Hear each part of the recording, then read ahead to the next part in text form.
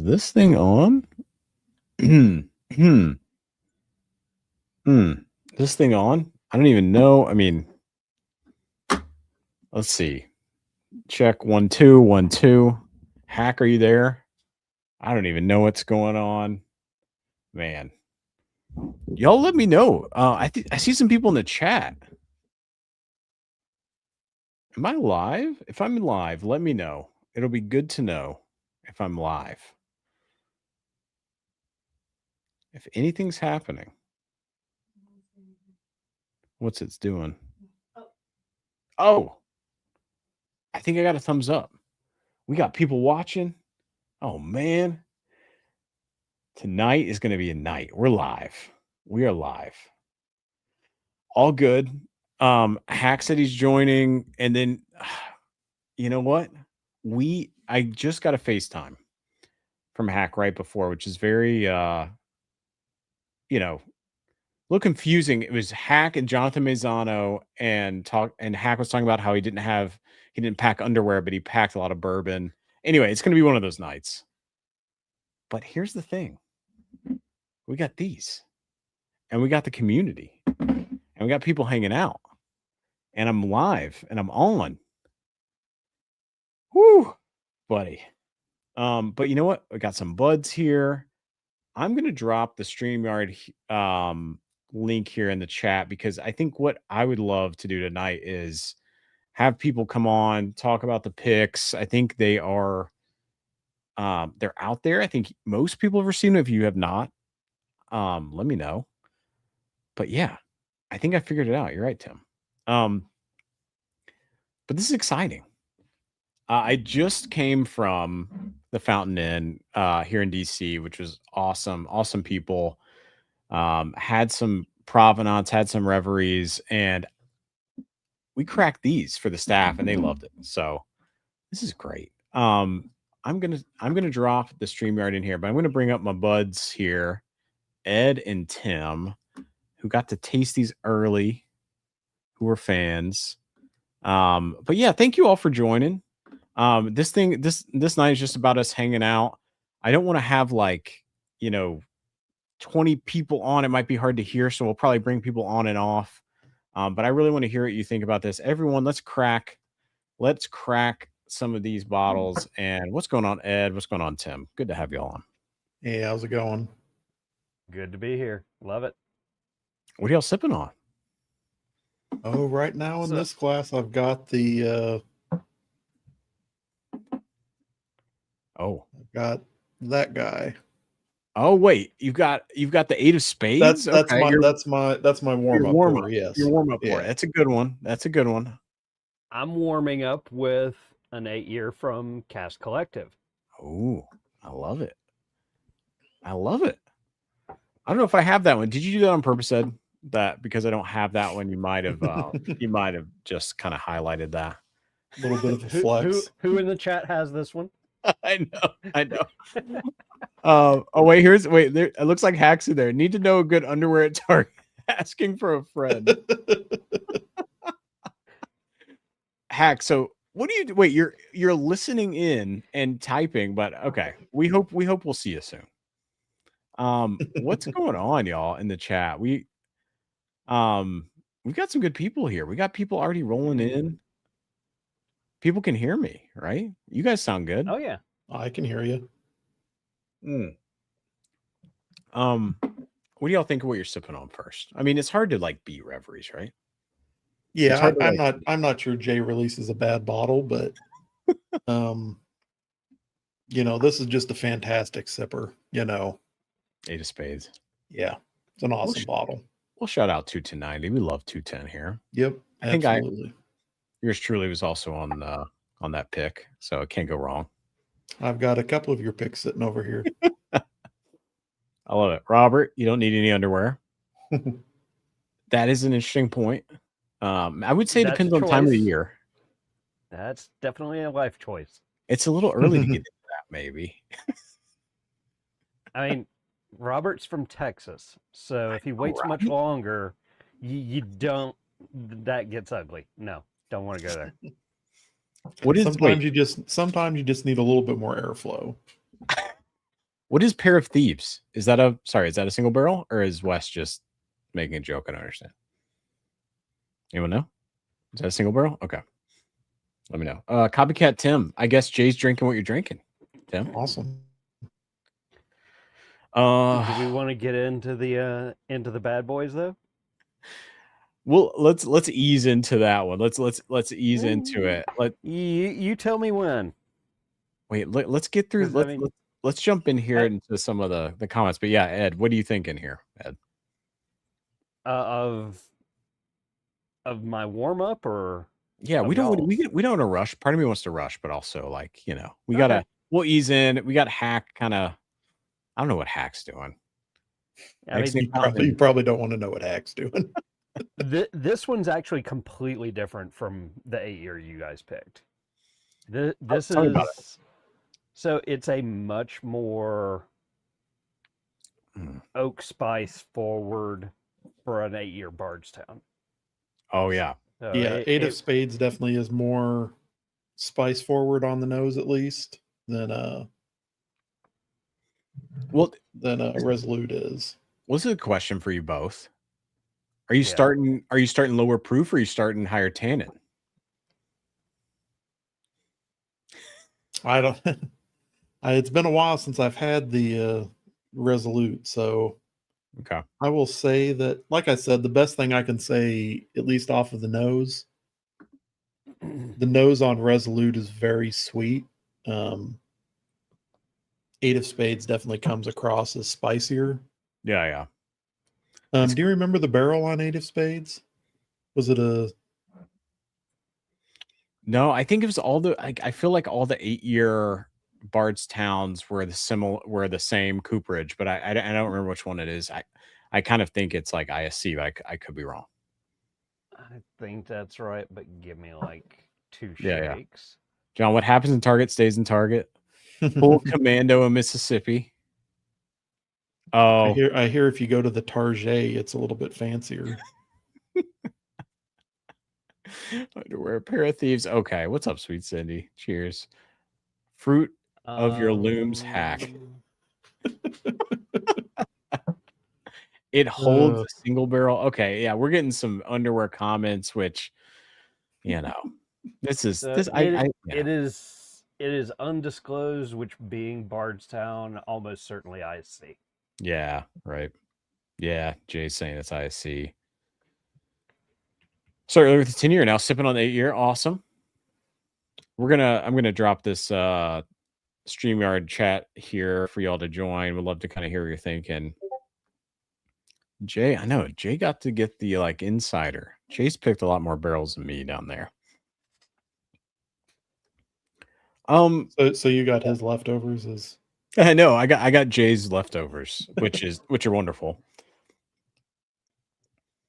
Yeah, so you guys what did you guys got to try the 8 and 10-year before it came out, and I know Ed, you dropped your notes in there, and Tim, you said some good things, but I mean, it's one of those things tonight where when I was at the Fountain Inn and we cracked these and staff people were coming over, I was so proud of them, and I'm like, I did nothing here.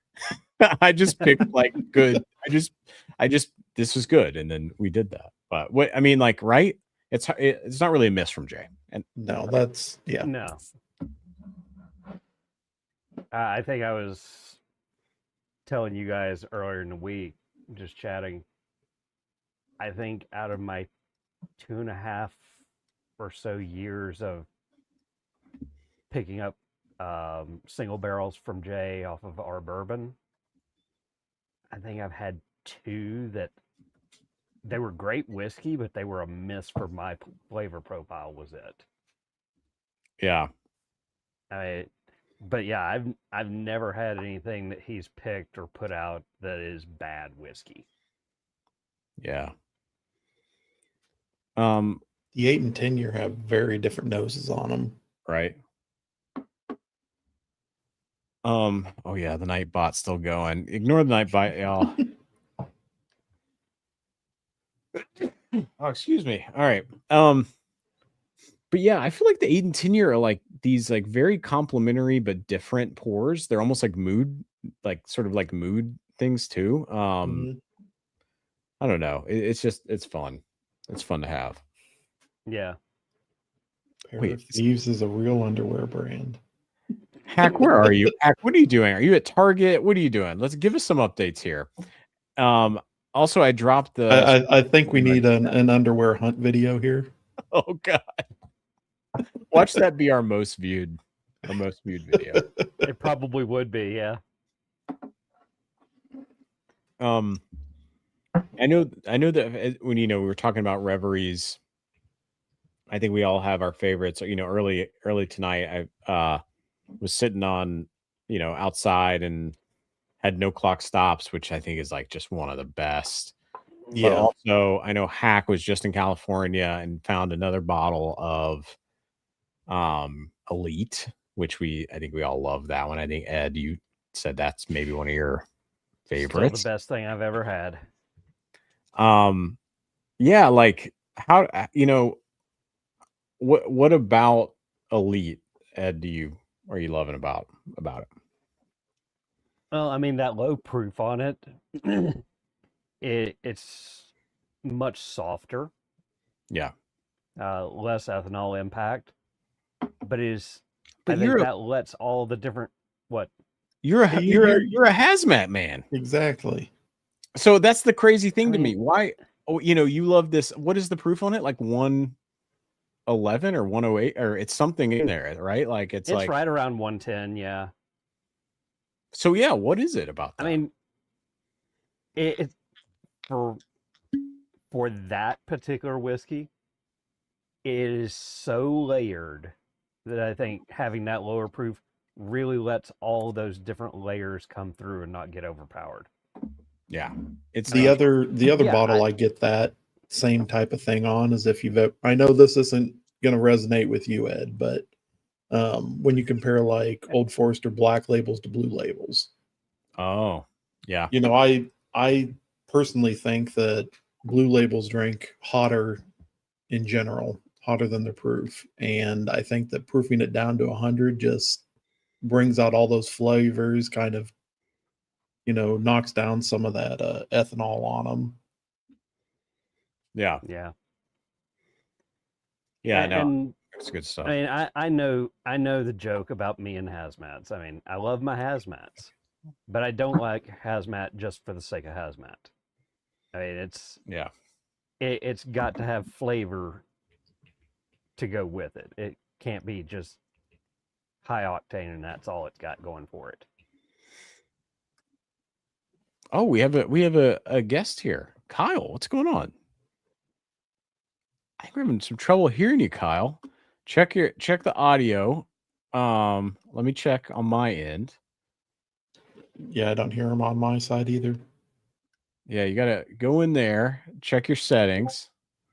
You look like you're in a hotel room. Is Hack in there? We don't know. Hopefully he's got his underwear on. Yeah, I hope he's I know you're with Hack. But yeah, check your audio settings there and then give me the thumbs up. But like anyway, y'all jump on. We'd love to have you on here. Keep trying while we talk about what is Hack saying here?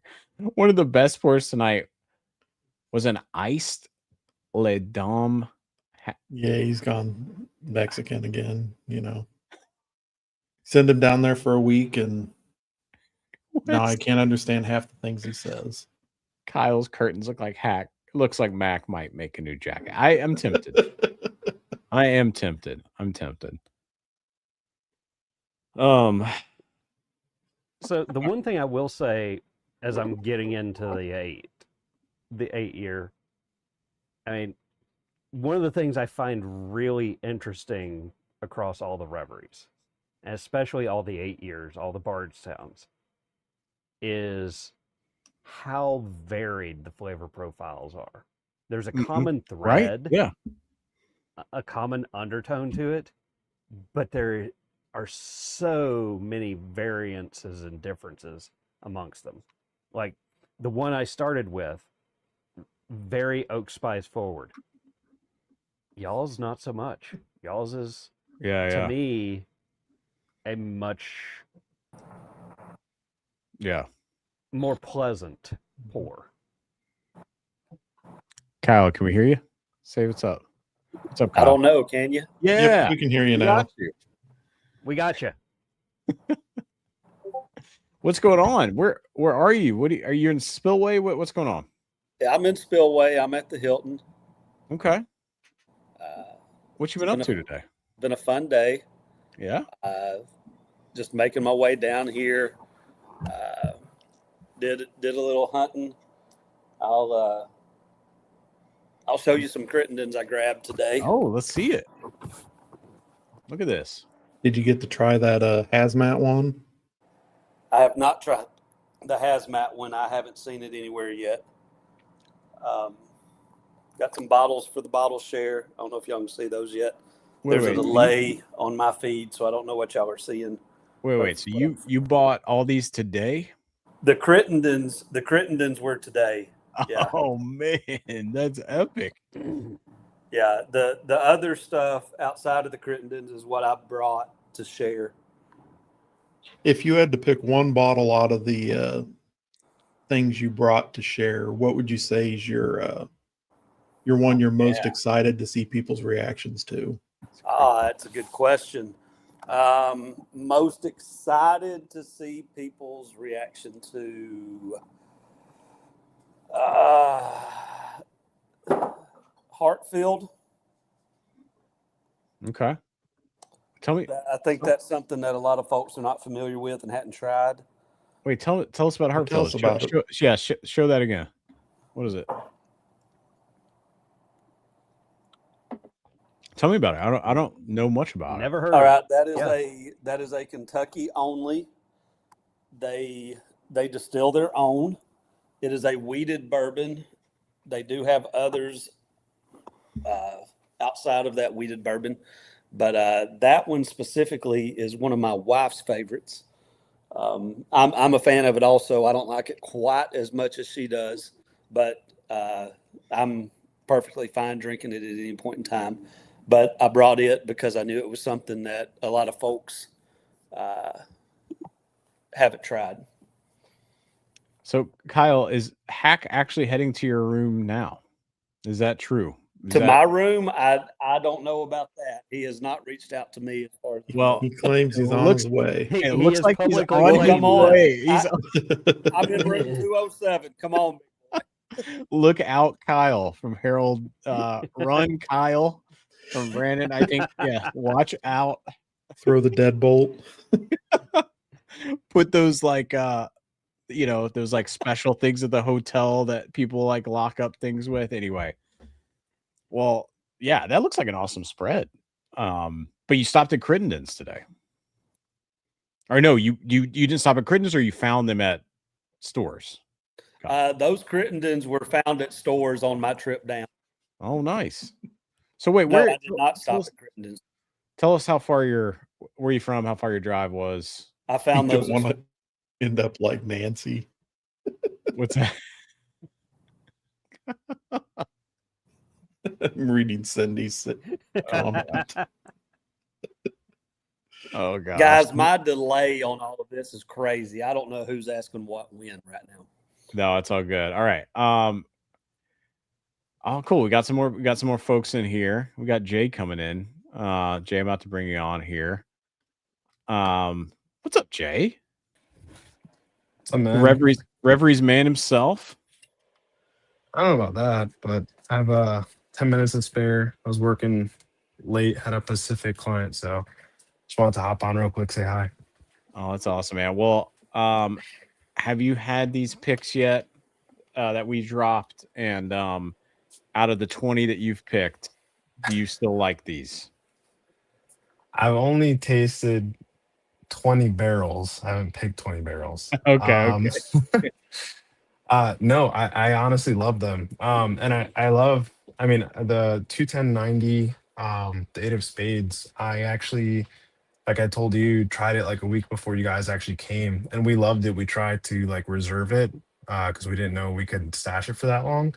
You guys eventually picked it, and I love this barrel specifically. But the ones that you got recently, just completely, for my profile at least, just like the fruits and cinnamon, it's less kind of like how Tim said, less barrel spice and barrel char, and more kind of like bright fruit forward, with like caramel on top, like a caramel drizzled apple at a fair, minus the nuttiness. So I love it. And then the rare strength of 10 years, fantastic. It's literally like chocolate liqueur, like chocolate malt liqueur. I Right. love it. Chocolate, Um, yeah, almost like a chocolate covered fruit of some kind, like a dark, yeah. like a red fruit of some kind, like a raspberry. I don't want to say cherry, but Yeah. We had I told you guys earlier, maybe 2 or 3 weeks ago at this point, maybe a month now. And one of the barrels of Barrel 53 that we got to try was literally like just like old school. You're in the AMC theater chocolate whoppers. Like it has that malted chocolate profile that's so fantastic. And some of them have just hints of red fruit, like you're saying, Tim, and they're fantastic barrels. It's awesome.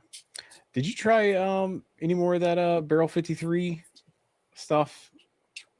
Did you guys pick one, or can you talk about that? If not, it's okay. Yeah, I mean, I don't know how much of our community watches you guys yet. I know a couple of them do. I'm trying to keep it on the DL, but yeah, we chose two Barrel 53 barrels. That's awesome.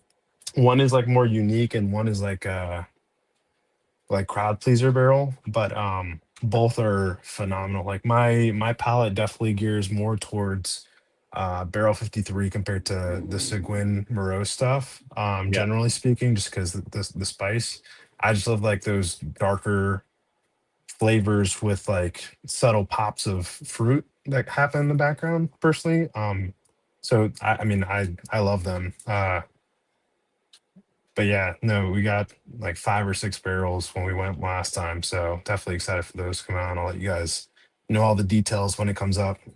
Yeah, I didn't mean to put you on the spot there. You're in a much larger group than this one. So Well, you guys have a bigger spotlight, even though I'm in a bigger group in terms of like the type of media. yeah. So Well, no, that's awesome. But yeah, these things are just killer. Okay, so what's going on here? Hack got to Kyle, I guess. I don't know what happened. Kyle, you good? What's going on, Kyle? Next time we see Kyle, wait, okay, it's we're not okay. it's We not can- it's okay, not wait, late wait, it's not okay, late we enough to can't, we bring can't do Kyle that. back We up. can't do that. It's not late enough to bring Kyle back up. Here we go. Someone send the bat signal for Kyle. I'm here. The feed was horrible. Yeah, hotel Wi-Fi. Well, I appreciate you jumping on there, Kyle. I'm gonna send this link back here in the chat. Also, if there's something I need to do on my end, which Tim, you mentioned something, but let me know if I have to do something because I want to bring some more people up. I say let's get into this tenure. Let's get into it. I have to agree with Jay on that with the 10-year. I mean, the Barrel 53s, they are my jam. Definitely more so Kind than of the how I Segmarone. would summarize the two is the 8 years kind of like your sweet caramel, Yeah. should be right up your alley, caramel and oak. But the Here 10 it years goes. more like fruit forward, and I get a lot of that chocolate note too. yeah, the Rev 8s that have been popping up, especially the more fruit forward ones, they remind me of like a summer like county fair where you have like those caramel, like bright fruits like an apple or some Yep. type of citrus note, citrus oil, that general profile. And then the Barrel 53s are, I'm not even the biggest like chocolate guy per se, but these like that profile is just fantastic to sip on, especially for the proof. Lately, the early ones, I just killed one that was barreled in September, October. It was about 116 proof, and there was a little bit more lingering rye spice, but the condensing that happened over the winter completely changed the profile for the better, in my opinion. It's Yeah. fantastic right now. Interesting. Yeah. Harold, I'm putting this 8 to 10 in the safe. Yeah. It's good. Man, yeah. Try the hotspot on your phone, Kyle. Usually works better anyway. So as we're getting Yeah. into the 10, you had a whole basket full, two handfuls of and a box full of some goodies. Are you Yeah. gonna say what you may have purchased today? Yeah. So Fountain Inn, which I will say this, and I will just say this right now, which I mentioned that if you would like a Provenance tin, let me know. There's limited there. People did, and they're done. I got those. So a lot of those were Provenance 10, which I think you have, Jay, right? You have the Provenance 10, which is right, Jay. You got the pro. No? Yeah, I got a backup today. Yeah. I got an inkling that I was gonna go on shipping, and I was like, all right, that's fair enough. It's gonna be shipped. I'm gonna grab another one. I know. Yeah. It's So special. It really is. It's it probably really like is. top 3 to 5, including the 17s. It's super special. Yeah. And so a lot of those are going out, which I've got to draw the line somewhere because a lot of those are going out, and I've got, a lot of shipping, which I love y'all. And I'm going to do it because I love y'all. But yeah, I'll just not say too that much work for you? there is a very ridiculous picture from your haul from Fountain Inn today. what is that? What was that one? I don't even. Oh, I don't know your what you're picture talking about. from Oh yeah, it is. Yeah, it's a bit yeah. ridiculous. So yeah, a lot of people, yeah, will be getting some Prov 10, who hit me up first, and that's in chronological order. So y'all are getting them. And yeah, and then got a couple picking up for those who couldn't get shipped the picks of ours too. So yeah, man, it was a lot of fun. I got to I was at Bourbon Concierge, got to crack these with my guy Ken over there, and he loved them. So I mean, how can you not? Kyle, are you live? You good? I'm back. Awesome. Everything good on your end? Oh, everything's great. I think y'all tell me. Yep, sounds good to me. You're great. Kyle's safe. Is Hack coming to you, or do we know any what's going on with Hack? I Kyle? think they're headed downstairs right now, and if they are, I'm going to head down there with them. Okay. Awesome. Well, I appreciate you taking. What are you sipping on? You said we were going 10-year. Oh, that's beautiful. I was like, that's a beautiful color. What is that? That's the 10-year. I know, right? Hey guys, I'm gonna have to hop off, spend some time with the family, but it was great talking to you. I'm still gonna Good watch seeing on you, the Jay. side, but have Awesome. to hop off the live in general. Awesome. Love you Hey, guys. thanks for joining, Jay. Yeah, Yep, thanks for joining. Cheers, buddy. Good night. Have a great weekend, guys. Hey, you too. Yeah, man. This is a sipper, a porch pounder. You heard that one? Yes. I said that one time to someone. They're like, "What are you talking about?" I'm like, "I thought that's like a known thing." See, Is it? for me, I Maybe think that's maybe more the towards the 8 than the 10. south, not up here in Indiana, but What is the? I guess Indiana's Midwest. technically, yeah. Oh God. I am not lending underwear. Hell no. Hack status, stumbling, bumbling, or asleep. Yeah. Wait, Brad, we're heading downstairs. Does that mean a camera's gonna be down there? Kyle, Kyle, I don't know. I got that same message from Brad a second ago that they were headed downstairs. That's all I know. the Tate Glens are coming, y'all. B Scott, he loves doing that. I mean, that's the price of being Mac's friend is he rubs it in a lot. I would never. I would never. You Does would anyone never. in the chat have? Wait, okay. So Kyle, have you seen Hack yet? We need. Have you seen? Is he alive? Do you know? I saw him at the tasting. I have not seen him here at the hotel. How was he at the tasting? Was he sport mode? Was he, you know, No, what are we? it wasn't sport mode yet. Oh, Not when okay. I left. Okay. I think I might have seen evidence that he was in Love Fest mode with Mizano. Mr. Mazzano. Yeah. That's his new restraining order. Yeah, he New has upcoming been. restraining order. Masano has been invited to the bottle share. That is Oh confirmed. man.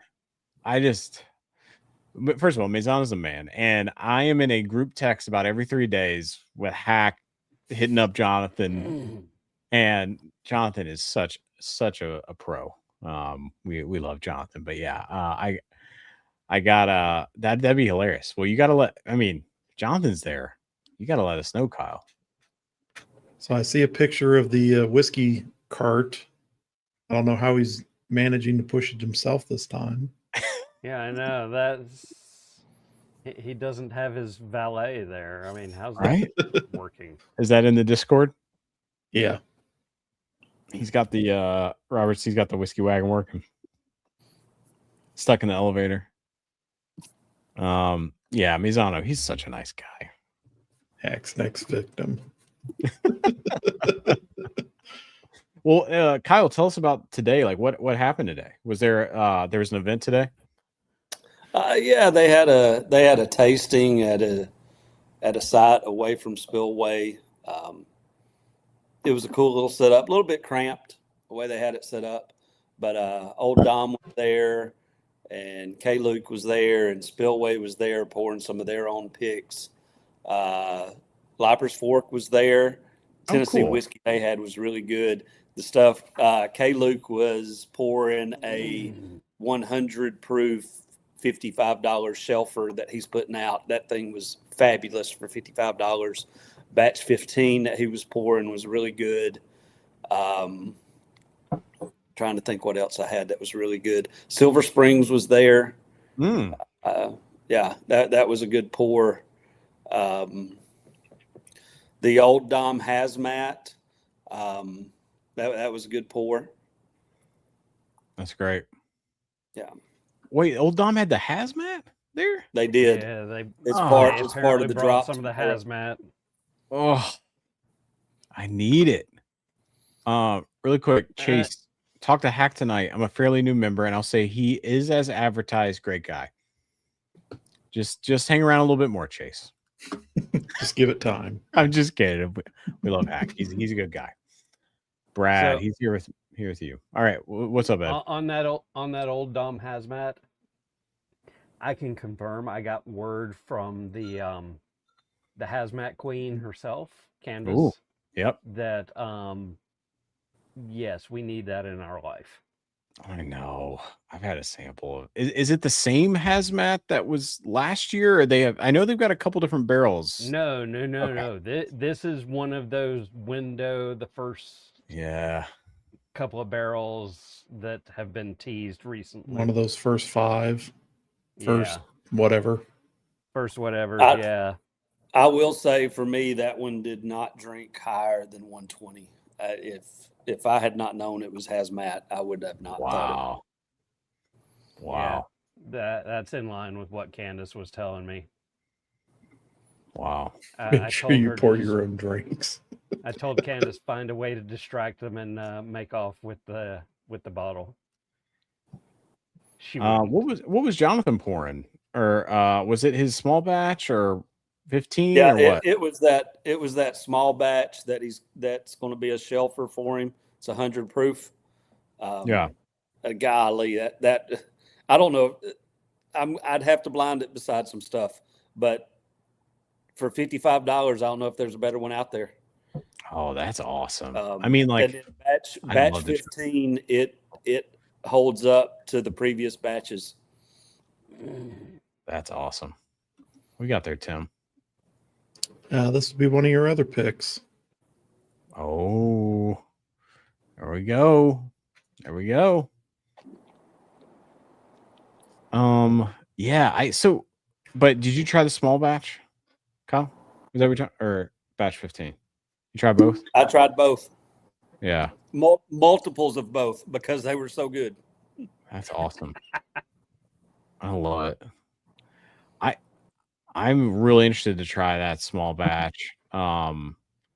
We need to do like a small batch night. Like, what are the small batches you reach for? Like, what's the best out there? Right? Like, I feel like no one talks about that. That's a good call. See? That's why, you keep me around. I keep this channel running. All right. I was just happy you managed to figure out how to turn the stream on.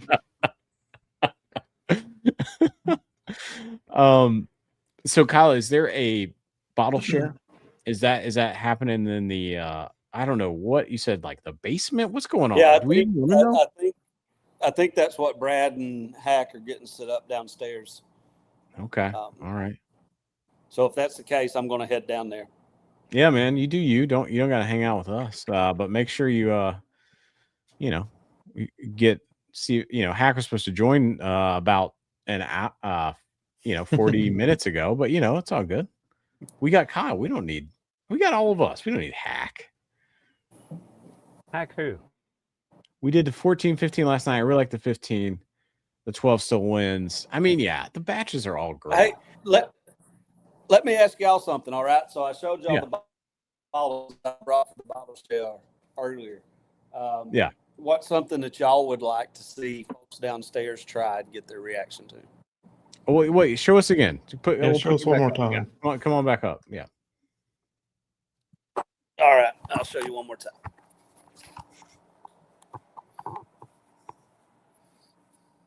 Okay. So, well, this is really hard trying to look at it. I see Dragon's Milk. I see a lot of Crittenden's. I see the Magnus. Fearless. Maybe. We got a Preservation. We got Blanton's. Disco. Wait, what Bardstown is that? That's the Hokkaido. Oh, nice. That's a good one. You got to do that. And the Dragon's Milk stuff. I don't know. We'll see. I always like to see people's reaction to that Dragon's Milk if they've never had it before, because it's got a very different profile than just about anything else. Either that or the walleye runs that you had there with it too. Well, Kyle, you maybe get down there. We'll check in with you here in a second. I think some other people are jumping. I'm going to start bringing some people down and up. But Kyle, thank you you got to, get down there. You do your thing. Make sure to watch out for a mysterious stain on his pants. What's going on? Wait, what's going on with my camera here? Wait, what? Testicles 1 2. Testicles 1 2. Wait, you're 45 minutes late. And we can't hear you. I think something just happened. To your audio. It is nice to know that I can just run the stream on my own and I can finally do this thing without you. So we still can't hear you unless someone else can hear him. I promise I'm not muting you. I do want to hear you. We heard you at first. We heard how's this? Testing. You're good. You're okay. good. Okay. What's going on, buddy? Man, it's been a little bit of a journey. I got so excited to be here, to see a lot of my whiskey friends, that I forgot to pack underwear. And so we had to make a Target run. So I apologize for that. If anyone wants to know, I am wearing underwear right now because I didn't forget to put it on to get in the car. But tomorrow, I could have done the inside out thing, right? Like but anyway, oh my goodness, something just showed up. Candace. So there's we're here in the Hilton Garden Inn. They do not believe in air conditioning apparently. Okay. It's really fucking hot in here. We're gonna have to go to the front desk and ask them if they can turn on an AC because it is hot. Because I'm pretty sure the MGB slut's about to start sweating. I was about to say, man. Nobody wants to see that, but I'm sorry that I'm late for our first ever community bottle share. But you know what? You killed it tonight. I've been kind of listening in, and I'm proud of you. It was all me. It had nothing to do with Ed, Tim, Yeah. Kyle, Jay. Yeah, it was me. Yeah. Yeah. So thank you. But we miss you. What are we sipping on? What are we having? Because I've got both. I'm ready to crack them. I just got mine. I haven't even cracked them yet. Why don't we do how we started? Which Jay, I think he started with he went tannin. He didn't go proof, right? Right. So yeah. Let's do the 8. Let's go. Let's bring on the boys too here. Yeah, man. What up, boys? Hey, how's it going? Any mysterious howdy. stains on your pants tonight? No stains on my pants. No, not yet. Not yet. But that could happen. The night's early. I got so excited I forgot to bring underwear, socks, and deodorant. Oh man. Which we're gonna need some deodorant. It's really hot in this hotel. Yeah. Is it the same hotel? You don't want swamp ass with only one pair of underwear. Definitely not. No. We've got some problems going on over here though we've got some problems with me opening this bottle at this point. I can see we may just have to kind of zoom in Have to here get the knife. on you good. here. I'm good. I just had to use the brute force. Hell yeah. That's what I had to use. No, but it was a good time tonight at the little hangout. Yeah, so 5th Squad, right? Veterans helping veterans is what they do. And so I guess they said at first it was really, really crowded. We got there about an hour late because it's a long and Baton Rouge, whatever you're doing with your traffic situation, it's awful. Like Baton Rouge was tough. So we made it through Baton Rouge. It took us about an extra hour to get through there. So we were late getting to the event. But once we got there, the lines had subsided. So I think it was pretty good. But yeah, saw Old Dom, Broad Branch, Jonathan with K. Luke. Some good times. Hey, Tim. Yeah. They had some people that were pouring some good times. They were not nearly good at pouring as you and I are. I just want to say. Wait, here, Josh is going to be down there at some point. Is he? Okay. Yep. Okay. Did you say you and I? Yes, because Tim? Because look, I know that you don't like to give me credit for that good times pour, but I fulfilled my obligation, which was a good 4 hours. Okay. Let's not get carried away here. Maybe a good 2. I think there were some crazy pours though. They had the Old Dom has, and then also they put me on a 166 proof gin. So your boys had 166 proof gin coming into this. That wants to hear more about Broad Branch. Yeah. So what's what do you bring? We are in line to do a Broad Branch pit now, my friend. It'll just be 2028. Okay. Awesome. I love it. Yeah. So we're in line.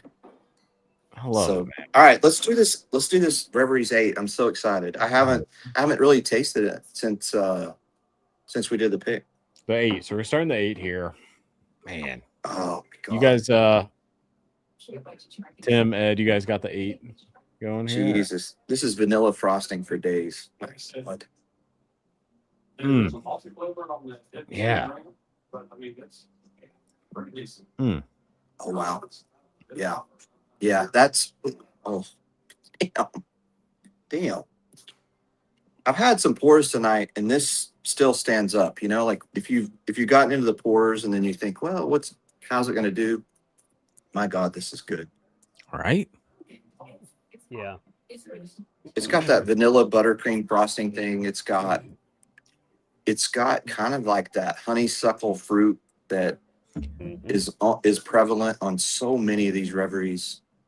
Man, I had people tonight that came up to me, Mac, and they were like, okay, you guys did it all.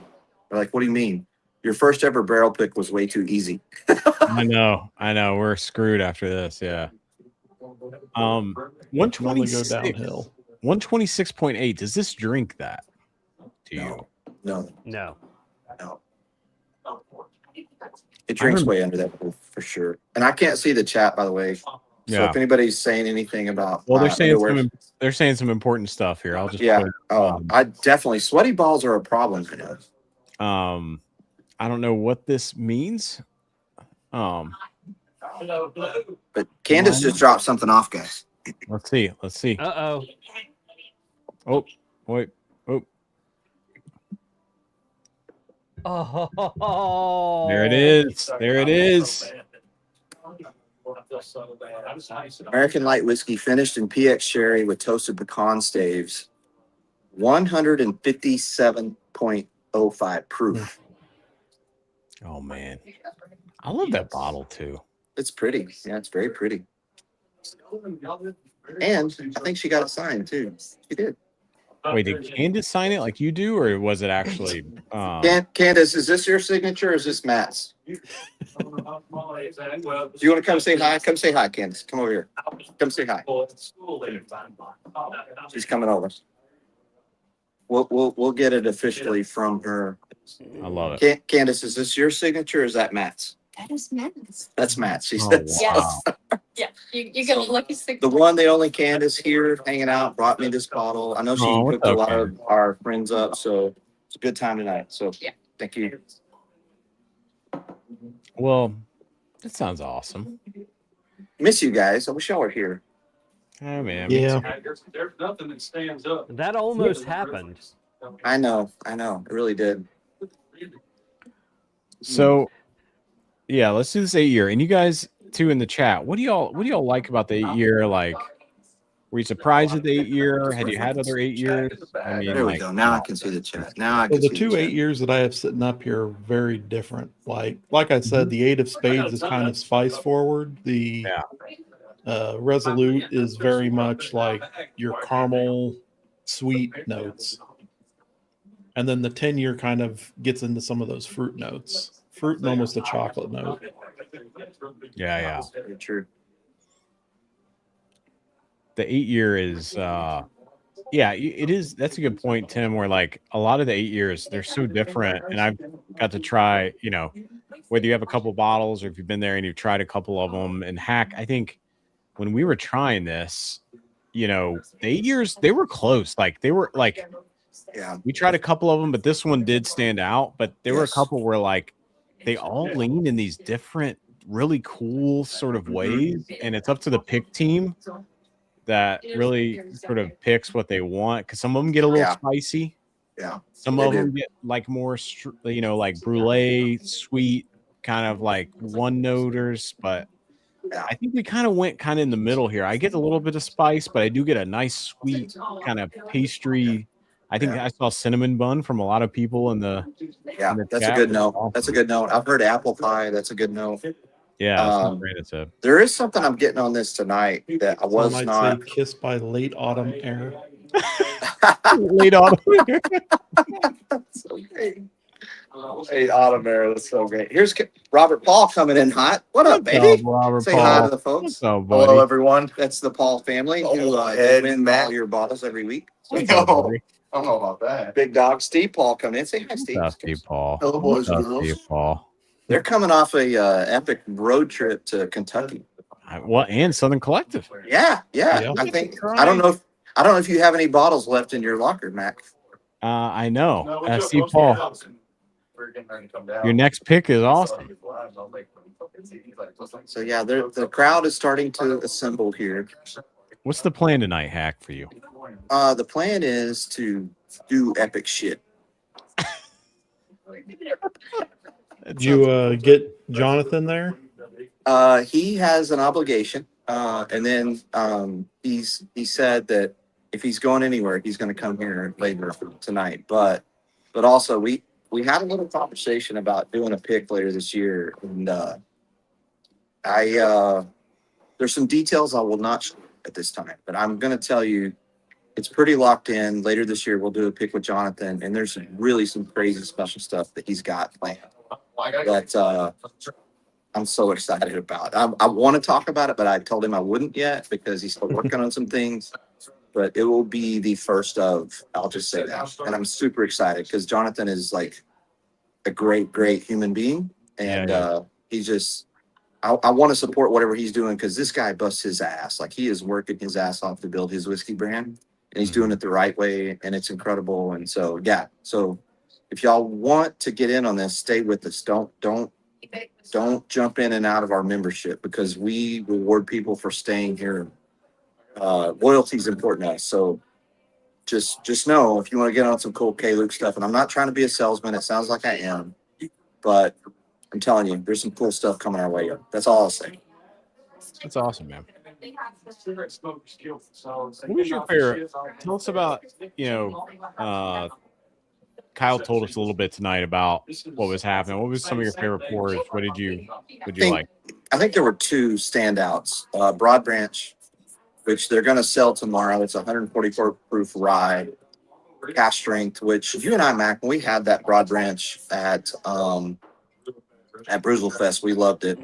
And just love what they're doing. Like, I just love it. And then I think the Old Dom Hazmat was a big standout tonight. Like hazmats sometimes can like overtake your palate, and this one didn't.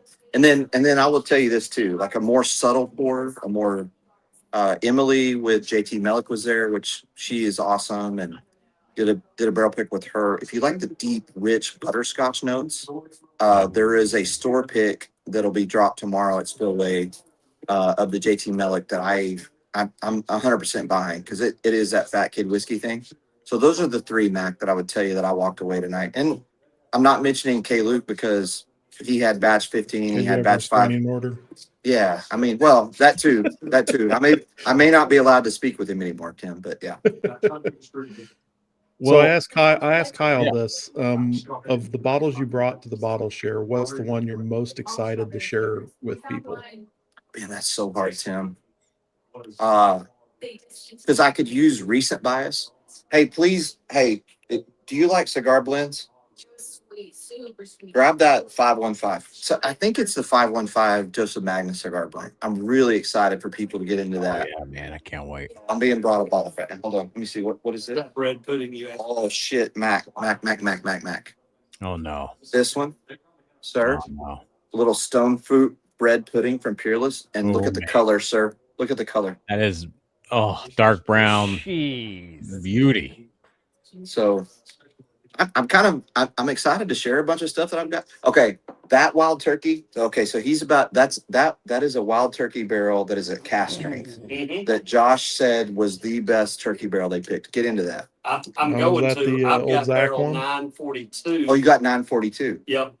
Not this one, but 942. This was the first one he did, I think. Yeah. So I'm excited about that one too, Tim. That was the other one I was going to say, is I brought the wild turkey Old Zach that you helped me get, because you just don't get 9-year cask strength turkey that often. So you've got me intrigued by that Melick you're talking about. Yes, I'm going to tell you, it was good. You and I have both had quite a few different Melick picks. Yeah.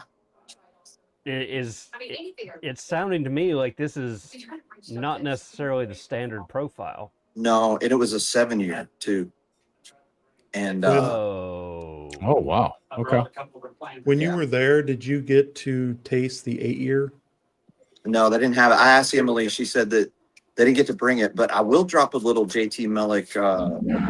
What do the kids call it? They call it tea when you drop the tea. Is that what they call it? Yes. Spill the tea. Spill it. All right. I'm dropping. I'm dropping the tea bag. I'm gonna drop. No, it's not dropping the tea bag. Oh, it's not. That's something else. Dear Lord. Yeah. Dropping the tea bag is different than spilling the tea. Is that? Are two different things? Yeah.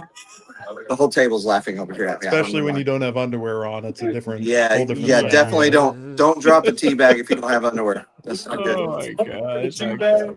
Tea bag. This is not coming. No, they're close. Mama Hack is not here, thank God. Okay, so listen. Oh God, bless Mama Hack.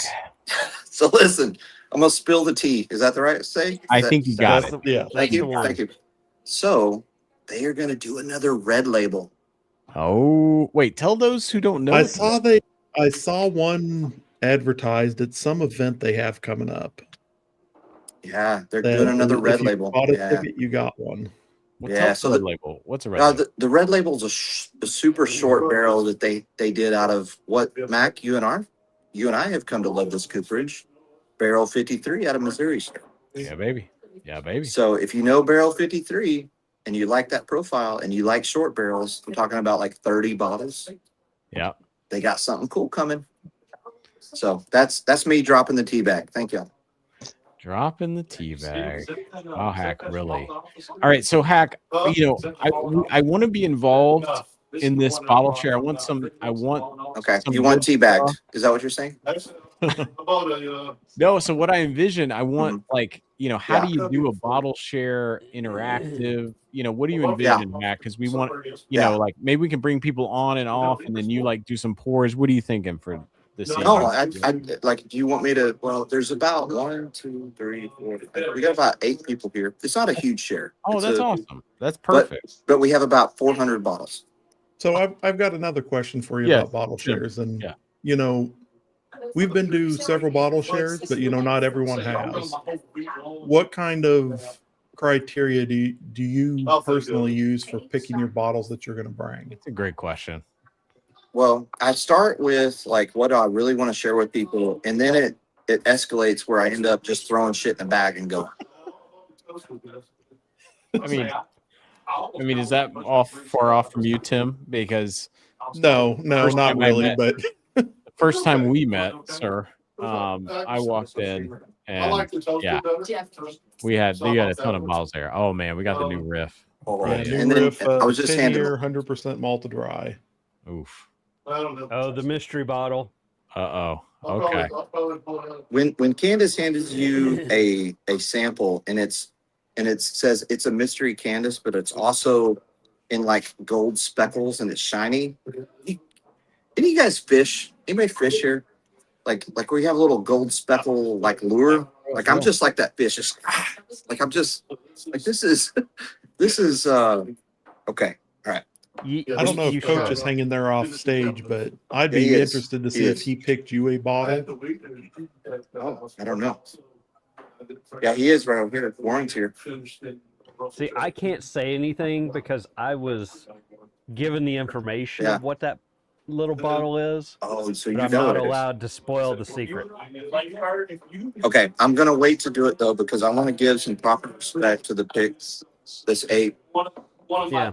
Mac, I'm getting a little bit of a Snickers nougat thing on the back end. I didn't remember getting. It's like it got a slight nuttiness that, and all those other notes everybody said, like the apple pie, creme brulee, like it's got all of that. The vanilla. I think one of our friends, no, it was a 10-year that he talked about a flan note, but like I think this one is fantastic. Wait, Which one are you talking about? Straight from the 8-year. The 8-year. Straight from the barrel. yeah. And I just got handed a red corn straight from the barrel 7 years. Hasn't been released yet. So. That's awesome. I'm telling y'all, this is a night, and I feel like a dick for showing these things because I know people they know whatever. But actually, it's not. It's more about like cool people at the share, right? Like Yeah. right, like But this is what people do. Like I'm going to tell you, like I am willing, like we hand crazy pours to each other. People bring pours in. Hey, is that Mama Paul? And you've lost him. We lost him. It's all good. At least I figure what you were doing over here. Oh, we're streaming. Sorry. Okay. No, good. Are you taste testing? Is that what you're doing? Oh, we're doing a lot of drinking. Listen. So I will say this about your commentary. I don't look at it as you're being a dick at all because the way I look at it, with you as a good friend, this community that you guys are building, I mean, there are things that y'all will have that many people, including myself, might not ever have the opportunity to. yeah, exactly. That's we the can kind of live stuff that I always vicariously like to through bring you. to shares. Yeah, I mean, we can live vicariously through you and experience these things to a degree. So no, it's absolutely cool. This is not a flex. This is just like here's the thing about Whiskey Friends, and I hope that everybody watching this, that if you're a subscriber, you're a member, like if you come to a share with us, we will give you whatever. There is no like gatekeeping. There's no holding back. Like, and one of the reasons people hand me things like this is because they know, like, I will give them the shirt off my back. I'll give them whatever I've got, and if I forget my underwear, like people forgive me. Yeah, they forgive me. We live in a forgiving. They might lend you a pair. They might. They might. Thank God. Thank God. I did not know, by the way, Target. I had no idea God. that a pair of thieves, like, I was thinking about like, plum smuggling. You guys know what that is? We can just move along. Yeah. Yeah. So I was like, plum smugglers are a pair of thieves. So I guess that, Target, they're doing God's work. Like they make plum smuggling underwear. Apparently. All right. So- Well, Hack's breaking up. So just remove. So we finished the 8-year. Must Are we be gonna that Wi-Fi? Yeah. are we gonna do the 10-year or are we gonna do something different? You want me Yeah, to do let's do something the that people have 10-year. brought me? Like, what do y'all want to do? Let's do the 10-year. I'd Okay. love to hear from everyone else too. I think let's just go around to. Is there anyone else who wants to jump up here? Yeah, I know. Yeah. Or I'll Yeah, post get in the here. link I'm again. gonna share the link again. Thanks, Tom. But we'd love to hear what we all think. It's been awesome seeing like, seems like everyone really likes these, which yes, obviously. Jay West did this. So and then we just kind of were like, oh, that's really good out of all the really good things. But I kind of love these together because they are and also we're not selling them anymore because they're all gone. But it's like, right? It's like a mood thing. Yeah, I like them because they're two very different pours. Like I said earlier, one's caramel forward, sweetness, that type of thing with a little bit of spice. The other one is very much like chocolate and fruit. Yeah. It's sweet and savory. Yeah. That's a good way to put it. Oh, Very that's good way to put it. Yeah, that's a great way to put it. Yeah. Those are great notes, Ed. I was gonna say, like on the 10, I just poured it, I nosed it, and it's like, and this is gonna sound like a douchebag, but when we had Nancy on and she talked about those Rancio notes, which kind of got into like the sweet fatties, like all that, like that's what I get on 10. Like 10 is, and I remember saying this too, Max. I think you said this when we did this pick. Like this could be like leaning into the cigar plant, right? Interesting. Yeah. Yeah. Oh, it's so rich, so rich. Leaning. Damn. Yeah. Well, what do you mean by that? Well, just so when we did the brandy, cognac, armagnac kind of journey, there were a lot of notes that we picked up that made sense for a cigar blend because they were kind of those sweeter notes that kind of took the fat that you get in the distillate and kind of attracted flavor. And that's what I get on this 10. Like it reminds me of some of the Nancy stuff I've had that has that cigar blend vibe. Like where it's pulling in a fig, it's pulling in like a Dr. Pepper like fig, like it's but then at the end it's got that oak balance that 8 doesn't have.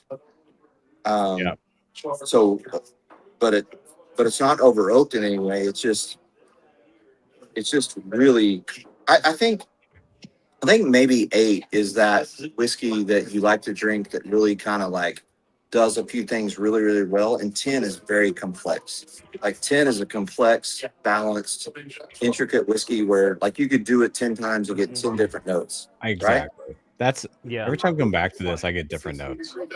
That's a Texas whiskey. But I'm probably talking too much. I'm sorry. Nope, you're good. No. And I mean, I Young totally Matthew's agree not there, with is he? Who, Tim? Young Matthew. Brad from the Base Builders made the trip. We don't have a lot of other here. I'm gonna do. You want me to do a little roaming reporter and show you the Yeah, bottle let's share? do it. Let's do it. Absolutely. Okay. Let me flip this way. Hold on. Give me a minute, y'all. I'm gonna figure this out. Hold on.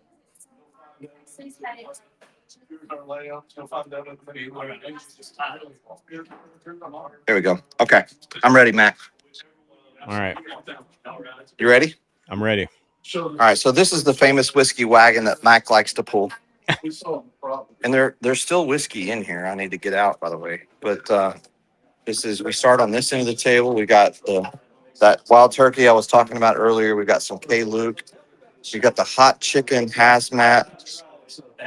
We got some other K. Luke. We got the tater stuff too back here, y'all. We got the barrel proof I've got a new one I want people to try. It's that Appalachian. I've got the Elkwood, which, God, I fell in love with that. I just got that one in Nashville. So a lot of these up here are the ones I brought. Then somebody brought a Stag. Stag is that's Steve Paul. That's 25D. That's the one that is currently a killer. You got some Iron Root, Sagamore. Let's see what we got. Whiskey Tree, Four Gate. Got the Pursuit Triple Mash. We've got Fiddler Toasted. Let's see, Middle West over here, and then that's just one. Then there's still floors in there, and then we come over here. Yeah, so we got another Stag here. We've got some really kind of cool Britain stuff, y'all. Still Austin. We got some Garrison Brothers love. We got some. This is my boy Brad. He brought the Texas whiskey, and I'm gonna tell y'all something right now. This Shiner bourbon, don't sleep on this. This is actually better than you think it is. And then we got a Nancy's pick. That's April's Nancy pick, which is Well, you got incredible. Shiner bourbon. Yeah, Shiner's not bad. 2-year. It's like 2-year bourbon. 2-year whiskey. I know, and I want to hate on it, Mac, but it's not bad. Yeah. All right. Too low proof. We got our Reveries over here with Brad propping up over here. We've got more bottles over here. We got the Old Forester. Cowboy. Got Augusta. There's my boy Steve Paul. Say what up, Steve Paul. Right. He's busy talking whiskey. We got the Kentucky Nectar. This right here is a punch. Got a beer barrel bourbon up there. What is that, guys? Something that doesn't taste. Got a little Anejo tequila. Oh, it's Mayor Pingree. It's gonna have a little bit of We that. got some other whiskeys over here on Candace's table. She's got, oh my goodness, she's got the Hokkaido. This is one of her Mizunara. Yours are over there. Oh, yours are over there, Candace. Those are Kyle's. Okay. Hartfield. Got some Dragon's Milk. Got our Reveries pick here. So you can notice, like, we don't. I think the thing is, like, you don't see like all these tater bottles because our whiskey group, we're kind of whiskey nerds. We get into like stuff that is fun and different and all that. But that's my little tour, Mac. That's awesome, man. I mean, I wish I was there with you, man. I miss So it. we got a little group here. We're starting to, yeah, we're building. I've got some other stuff in. Oh, I got some things here I haven't pulled out yet. I've got the I'd be, Garrison Hazy. I'd be curious to see your thoughts on that beer barrel. Okay, I'll get into that one. I've got our guy Caleb, which reminds me, Mac, something I wanted to do tonight, and it just may not work if it's too much going on. But I wanted to see if we could post the West Milligan stuff in the chat. Oh yeah, for sure. Yeah. I'm gonna find that right now. Yeah. So while you're finding it, I just want to tell you guys, our guy Wes Milligan, he does. Ernest just showed up.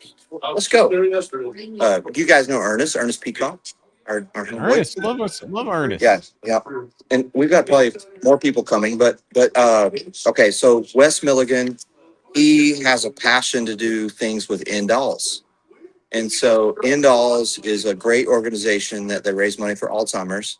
So if Matt can find the link, he's going to post it here. Every $25 donation gets you an opportunity to win a bottle from Mac. Help me out. What's the name of the bottle? I'm gonna drop it. I just dropped it in the Okay. chat here, Hack. Let me just go back and look at it. So if you guys look, let's see here. Okay, let's all do a hazmat. Yeah, so like this is April 17th is Indalls Day, and it's a Bender stash. Today is the National Alzheimer Day. I should say that too. Yeah. So yeah, man, it's Binder special. stash.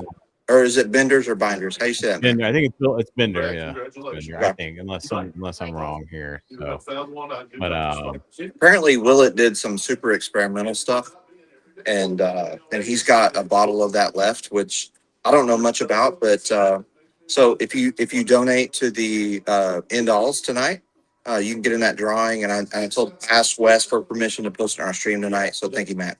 It doesn't taste like no, that's awesome. I mean, yeah, like Wes is killing it. I've got a couple of his picks, like the cool, like obviously he's got a great palate. He's part of the Rare Bird stuff, and then also like every distillery puts their best stuff, I think, for him, which is like super cool. And it's just a great cause too. Yeah. Killer. But we've got a new guest here. What's up, Harold? So everything else I Hey, Harold. That's my homeboy. What's up, brother? Man, I love this 10-year. This baby going to the States. I'm gonna. Touching this. I'm muting you, Hack. I'm muting you for a second because you're a little loud. But Harold, tell me, what you sipping on, man? What you sipping on? This is that the 10-year pick you guys did. Man, yeah, you liking that one? Yeah, it looks like candy in a glass. It's like what's in a glass? Candy in a glass. Oh man, yeah. Yeah, it's delicious. It's good, very good. I enjoy it. It hits all my feels. That's awesome, man. Yeah, you guys did good on this one. Jay did good on this one. I mean, I did. It was all I did it all. You know, we. Tripped over You the know, barrel. It was all the pick team. exactly. It was the whole pick team. Who couldn't get a ride out the gate?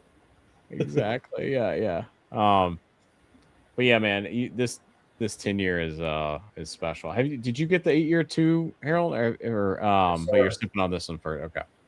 Oh no, I started on the 8 one earlier. What do you think about? Because he started us on the 8-year stuff first, which was higher proof, and then he moved to this 10-year, which is 107, which I thought was really interesting. It carries though. I mean, you don't lose anything from the 8, and the 8's good. And I'll say it doesn't drink to the 120. Yeah. It doesn't drink in that profile. You get that spice on the end. Yeah. But I remember you saying that, you know, when he walked you through it, and I was like, that's interesting that the tannin is going to impact the palate more than the proof, really, when you think about it. So, yeah, when I first got them, I just got home today, so I've been in Chicago all week. Oh, okay.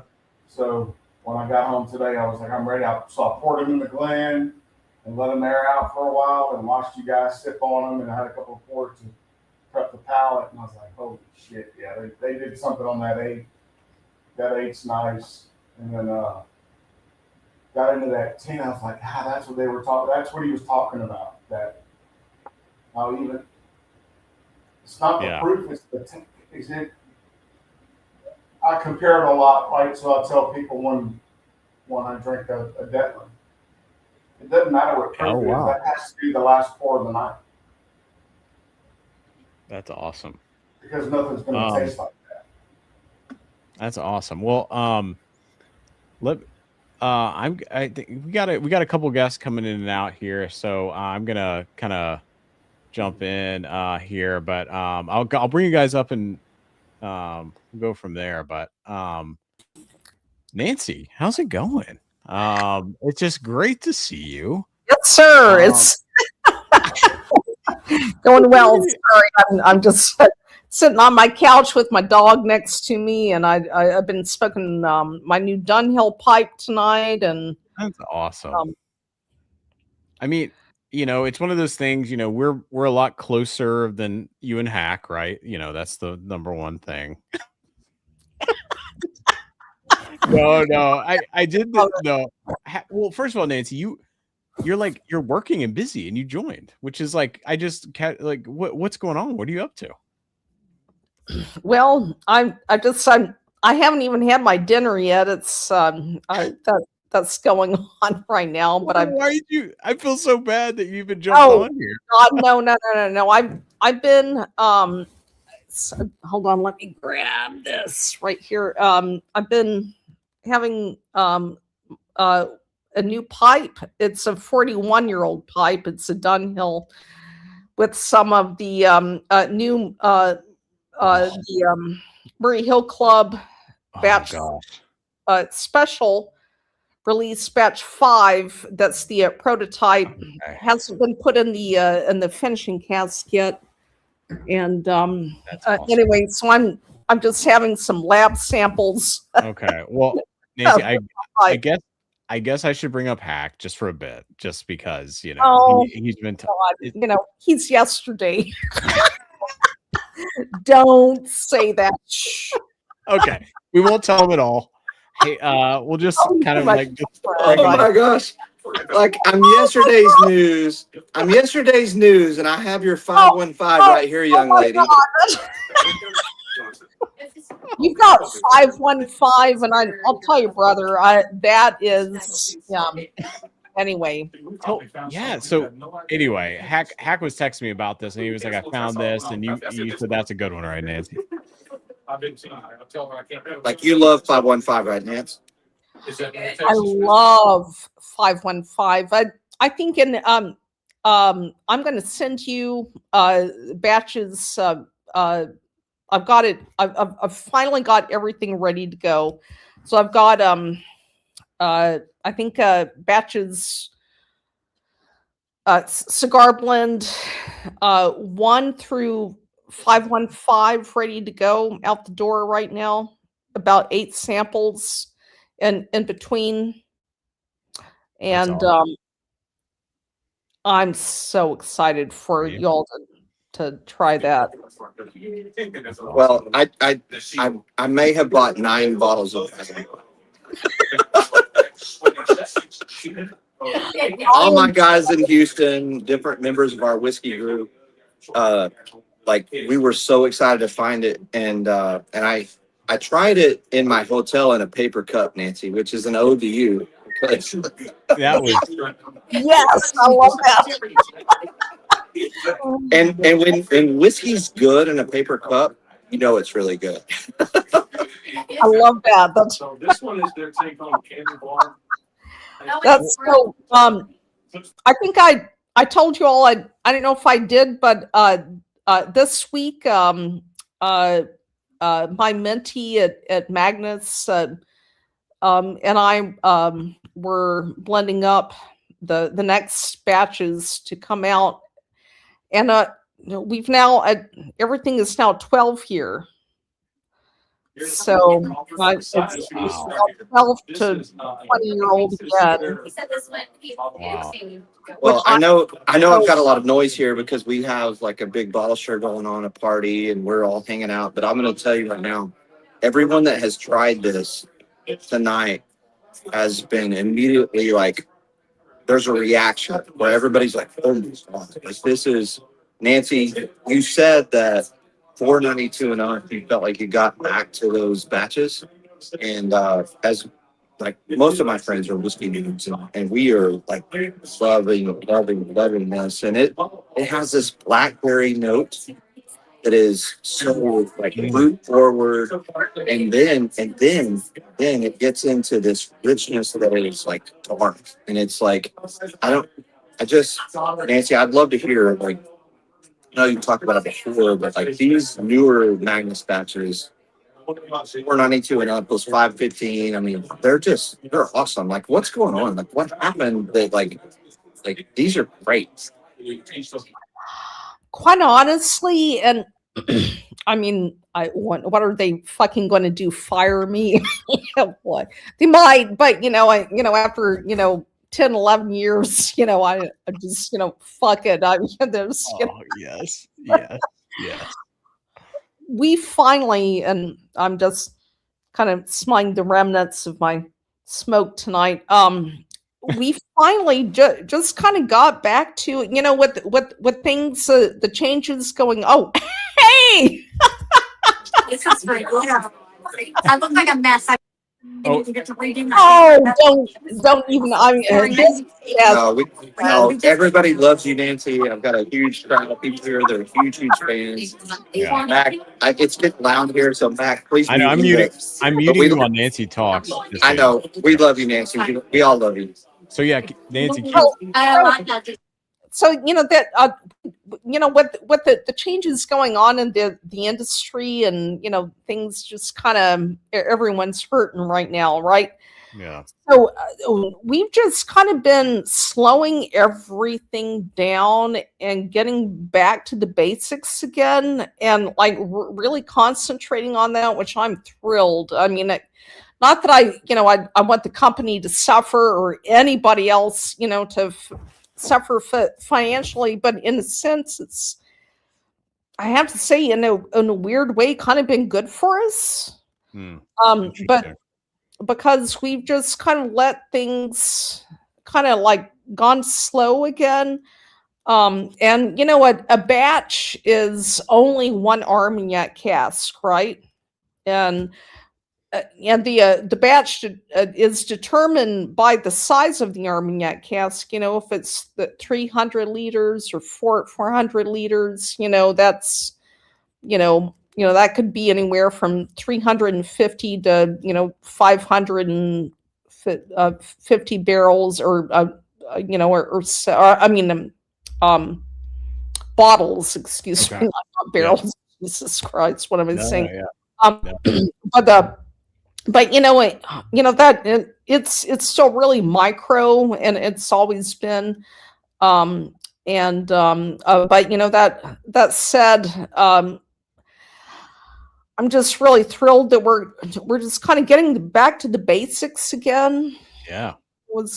Yeah, and really allowing a much longer time in those casks, 5 to 6, 7, 8 months, or whatever it takes again. And with the pressure's not on to just crank anymore. And the age of the stock continues to go up. We're now I'd say it's probably, when I say 12, it's probably, I don't know, like 11.9, or Yeah. something like that. It's like really close. Right there. So yeah, That's great. but, I mean, of the base component at least. And it's good quality too. So I say this, and got a 280 batch in there, and I've got this one, and I did a side by side, and it's night and day. Like what you're doing right now, it's phenomenal. It's great, and I'm very thankful that like you educated us. And Yeah. I'm something I want to share with you real quick. And I'll go back on mute because it's loud. Is got a bottle share at my house next week, which is a 1 year anniversary for our whiskey club, and I am going to do a brandy cognac armagnac journey where everyone is going to try that. And at the end, everyone's going to have magnets. Everyone's going to have tannin. So I want to take all my whiskey friends through that journey, because what you did with us, when you went through that, thank you for doing 3 hours with us, by the Yes, way. thank you so much. But that was probably not probably that was the coolest like experience of my life. Like walking through that, and I know you and man, for you to do that for us, just thank you again, because like I learned so much in that. And now when I'm trying different cigar blends, I look for those Rancio notes that you talked about. And I was trying this 10-year fig we did with Jay, and I felt like kind of a jerk saying it, but there were Rancio notes that I got. And I'm like, if I say that, people are probably gonna think, oh, Mac thinks he's special. That's not what I mean. oh my I just God. I know, but they're there. And then Sunday we have Amanda coming Yeah. on, and she's gonna talk about her American single malt cigar blend. We're so excited to do that. So thank you. Like we wouldn't be anywhere without you, and I just thank you so much for what you do for us. I guess that's all. By the way, at this point, I've been trying to figure out my weekend. I definitely want to come on. Oh. At the end of that, she is just been studying under me for 11 years now. Well, 11 years. I just think about that, and she is so. I kind of feel like Amanda has exceeded me. wow. I feel like what she's got coming online is just absolutely phenomenal. I mean that's and I as a mentor, and I'll have to say this, at least one or two of my mentors kind of felt threatened by me, and I don't ever want to do that to my mentees. I mean, if you exceed me, then like God, freaking bless you. That's the utmost compliment. Well, So I was just saying, Nancy. I mean, we'd love to have. I mean, Yeah, so Sunday, I don't know if that, but yeah, she'll be on. We'd love to Yeah, have so you. I talked to Nancy, and it's like, how cool would it be if Yeah. Amanda's watching this? I'm sorry, but I thought it would be kind of cool, like to have Nancy on. Oh, I okay. mean, have Amanda on, and then at the very end, bring Nancy up to the front. You know, we like to do that, right? So that'll be a lot of fun. Yeah. And Nancy, what I've just been handed now is your April ride. So I'm about to get in. I don't Nancy, have Nancy doesn't even have it. I've got Well, Nancy, I'm always the last to get I these. know. What the heck's going on, Nancy? So, okay. So we've got a couple other people in here. So Nancy, and by the way, thank you for jumping on. I just randomly wanted to make Hack jealous. Thank you for doing this. And but we have a couple other people. We have people in here, but like I know you said you're working. So I don't like if you don't have time. No. What do you have? You got 5 minutes? I'm not working. I'm just I've got dinner on the way. I've just been out smoking one of my pipes. Oh, that's awesome. Well, yeah. could I bring some other folks in and we can just Absolutely. chat? Is that cool? That would be so cool. Yeah. Let me grab some water here. Yeah, no, that's awesome. Well, thank you, Nancy, for jumping on. And yeah, I mean, oh my God, look, he's got it. Harold's got it. Yes, sir. All right, I've got mine in my armoire. Oh, heck yes. We got a ton of fans here, Nancy. We got a ton of fans here. We got a ton of fans. Yeah, now I gotta get something. What am I doing here? All right. Wait, Nancy, what are you sipping on? So I am sipping on the new Murray Hill Club special release batch 5 that I just put together this week with my mentee Will Fabry, and it's the youngest component is 10 years old. The majority is 11-year-old MGP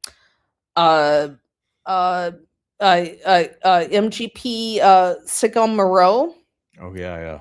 As the base, and with a lot of significant amount of 20-year-old Q yeast. Yeah. MGP, which I just wrote a piece about that on Instagram when I was out again smoking my pipe this evening. One of my new pipes. I love it. So anyway, that's this is a lab sample, which technically I probably shouldn't be having right now, but I don't know. I mean, Nancy, you need to. The fact that you don't get the things that you make gives me some anger. I will just say. Well, you deserve all of the things that you create, and I don't get those. I mean, occasionally I get that, but quite often I don't get the things I make. So. Oh gosh, I will say. So Nancy, I sent Hack. It was one of the hardest things I ever did. I sent Hack half the bottle of that Havana, the brandy, to Hack, and because I know he you know what, he's my bro, love him, and I wanted him to try, but I'm still looking at that bottle, the half bottle that I so just to butt in real quick, I thought you two were just colleagues. we're more than colleagues now, Tim. We're more than colleagues, but Tim, you've got this. What do you have? The Murray Hill special over there? What do you? Yep, the special batch 4. Oh yeah. So, and I know Ed over here. I mean, Ed's a big fan. You know, right? You got something. Yeah. You got some things. I mean, I think I said I wasn't going to do it, Hack, and I'm doing it. So I know how you feel. I can't give you crap over it anymore. I mean, you just got to be, you got to get your notes right. Yeah, Nancy, like me. No, so better. I'm just going to lean into it for a second. Yeah, been a fan of yours for years, Nancy. Basically, followed your work everywhere. Thank you. I'm excited to try that Magnus that Yeah. Hack picked up. My open one right now is a 136 Mm. batch. I actually God. I picked that one up to treat myself. I mean, and I love it, but I'm now, based on what you're saying, I'm God. imagining what this is going to be. I mean, I've got a 285 that I also have opened, and it's better than the 136. So I'm just imagining what this is going to be. But no, I've followed your work across multiple distilleries, and I know by comparison, I'm just going to be a dabbler, if anything, but I'm fascinated by the whole concept of blending. Yeah. And that's why a lot of my favorite distilleries or producers are blenders. Yeah. And one of the things I'm trying to do, just because I want to do this to try and be able to pick apart whiskeys better, is trying to figure out, in my own limited means, okay, if I mix these two together, I know what this tastes like, I know what this tastes like. When I bring them together, how does that play together? How does that change things? So that's kind of my little experimentation on the side. Would never even think that I would come close to the sort of things that you and other great blenders do, but Yeah. that Well, side of you do it. whiskey has Can I always fascinated me. can I tell you something? And that this just, well, hopefully it stays here. I mean, again, you know, what were they going to fire me? What was your batch one? 136. Oh, okay. So, boy, that batch is one of the ones that got. We had some batches that had some line contamination in it. Oh wow.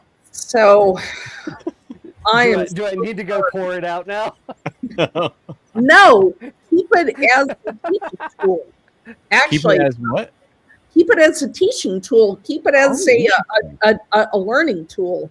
I mean, I'm sorry you paid that. I mean, you know, God forbid. But that is said, you know, keep it as a if I don't know if you get kind of like some like artificial peach kind of notes on it, or pear kind of notes on it. Next time you have it, I would love for you to retaste that and to get back to me on it. But because we had some bottling line contamination notes, and I didn't discover that until kind of quite a ways in, and it did a lot of brand damage. And I'm so sorry, sir.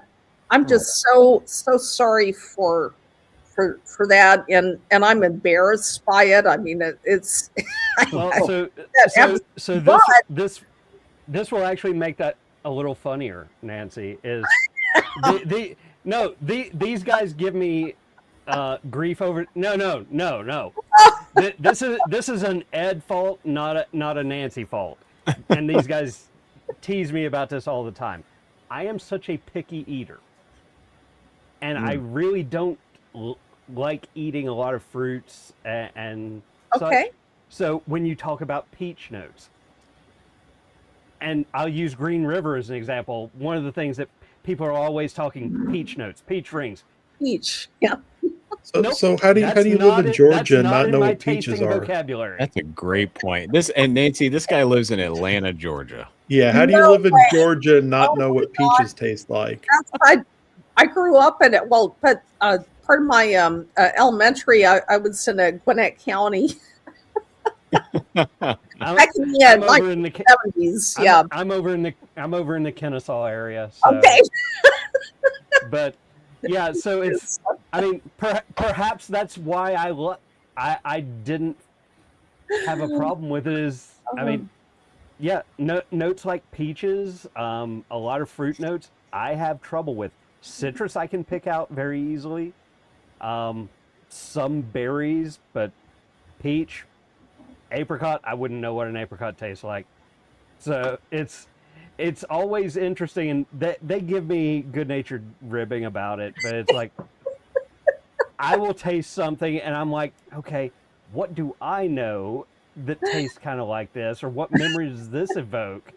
And they're like, where are you pulling that from? And I'm doing the same to them. I'm like, Peach, what? So cool.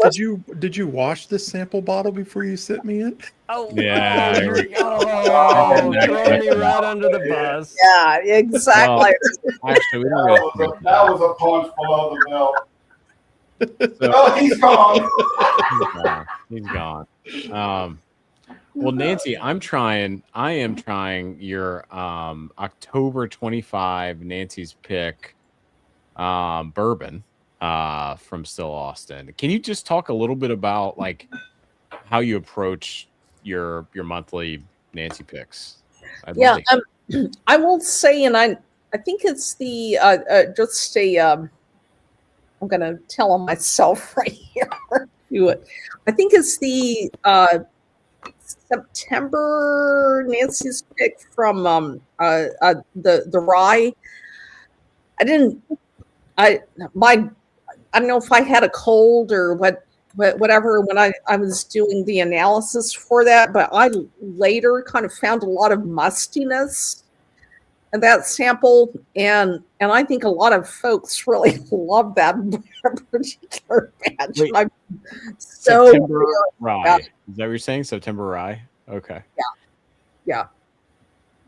But anyway, so the way that I try and kind of go about things is I try and kind of in general try and look for seasonal flavors, if that makes sense. So when I'm doing the batches, I don't want to be too on the nose on that, but when I'm doing the batches, if it's fall, then I'm kind of thinking more like pumpkin-y kind of notes, and maybe some more rye spice, some of those rye notes, stuff like on that. Pie, that kind of thing, apple cider and such. So the barrels I pick are more, like that. Around Christmas time, I'm looking for really dark kind of notes.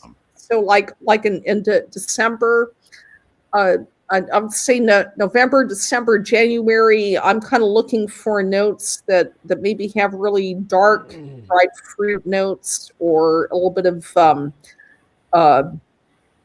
I'd say like wintergreen or spearmint, kind of mint notes as well. I mean, but both in the rye and in the bourbon. And in spring, I'm looking for more bright acidity. So what I'm looking for in that stock is a little bit more acidity, and notes that have a little bit more like white blossom, honeysuckle kind of.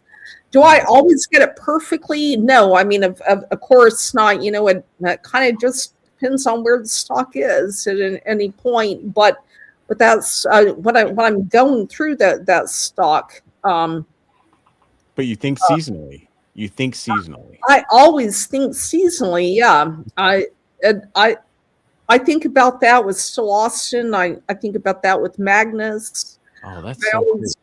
kind of try and do. I'll say with a little bit more when I'm doing the Joseph Magnus, the Garblin notes. Well, I try and think seasonally. I kind of let the stock lead me where it wants to go. So I mean, not that like I've never done magic mushrooms before or anything like that. Never, of course. Yeah. But I just kind of let things lead me where it wants to go and take me on the journey. And I just kind of listen to it. if that makes sense. Awesome. I don't, you know, I just, people often, whether it's Still Austin or Jay Henry or whoever, whatever kind of tasting notes I'm doing for the, whoever I'm blending for, people often take my tasting notes way too seriously. It's like, these folks, it's only bourbon. Let's just, breathe a moment, calm down. It's just bourbon here. But that it said, I just try and kind of let the bourbon lead me on the journey. I just kind of listen to where it's going, and I just kind of feel like I'm an auxiliary,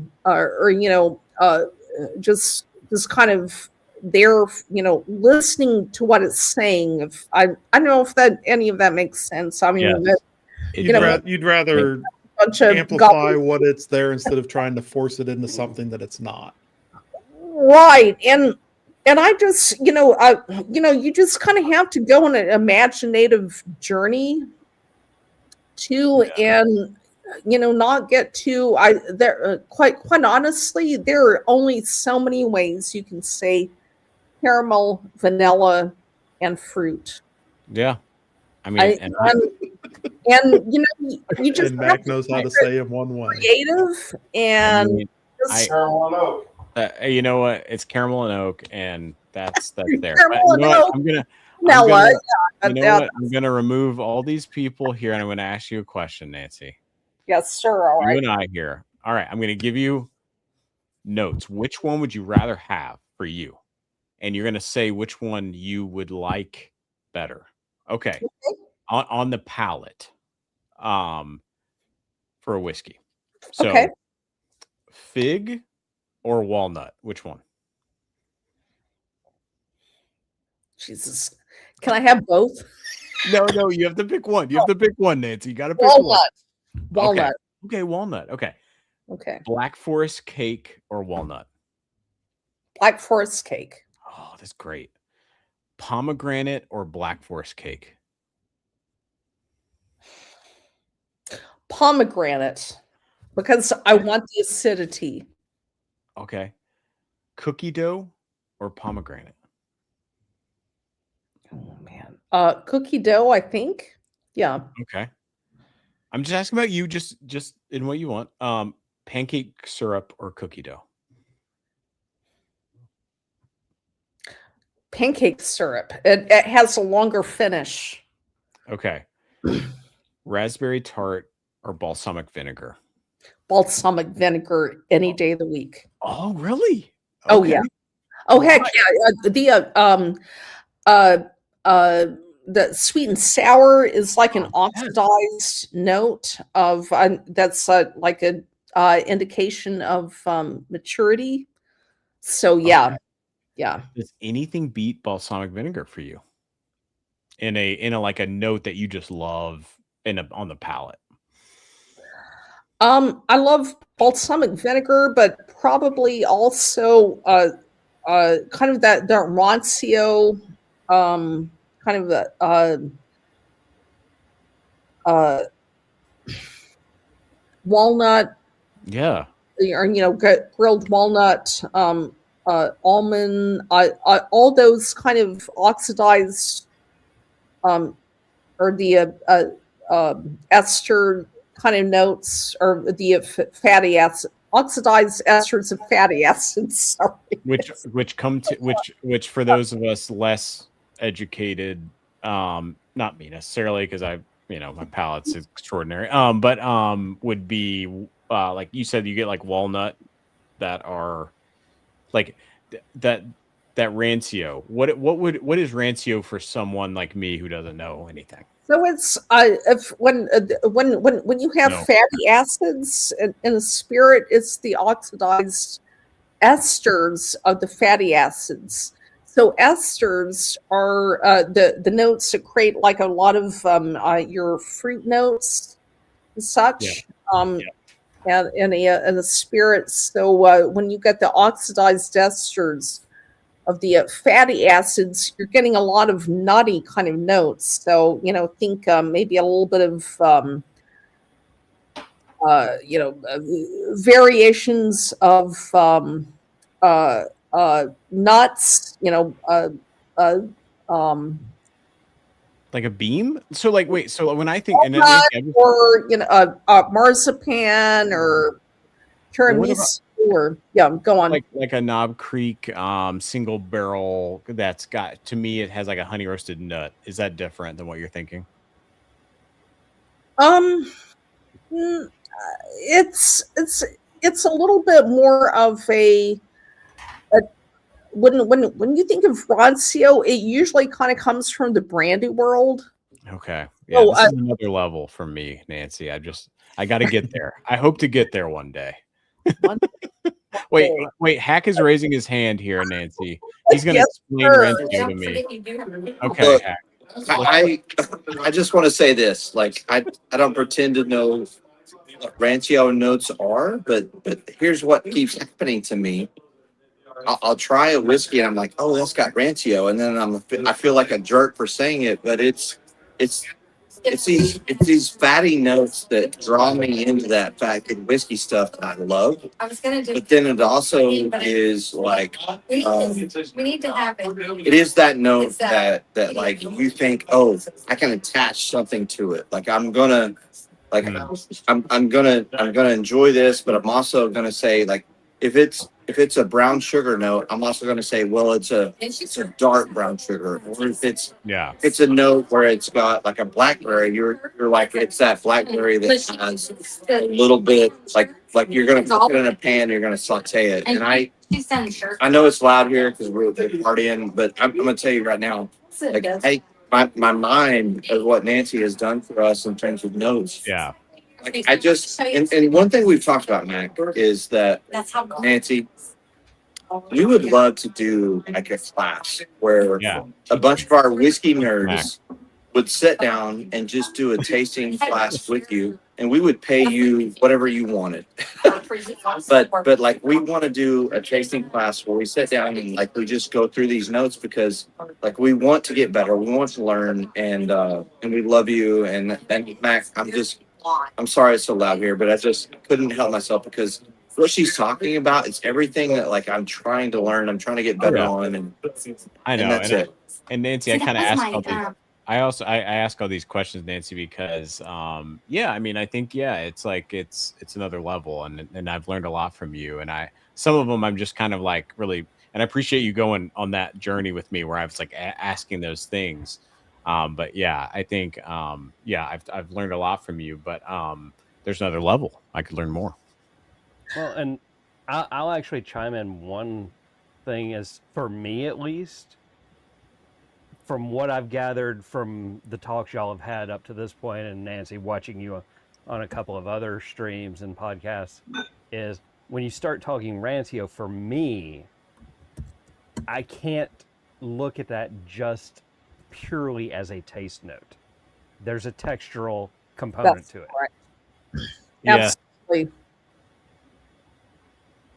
Yeah. So And for me, that's the dead giveaway. So I've been a fan of yours for many years. Kind of how Hack and I fell in love over you, right? I love it. What really impacted me tonight was when you said that you were intentional on your picks at Still Austin.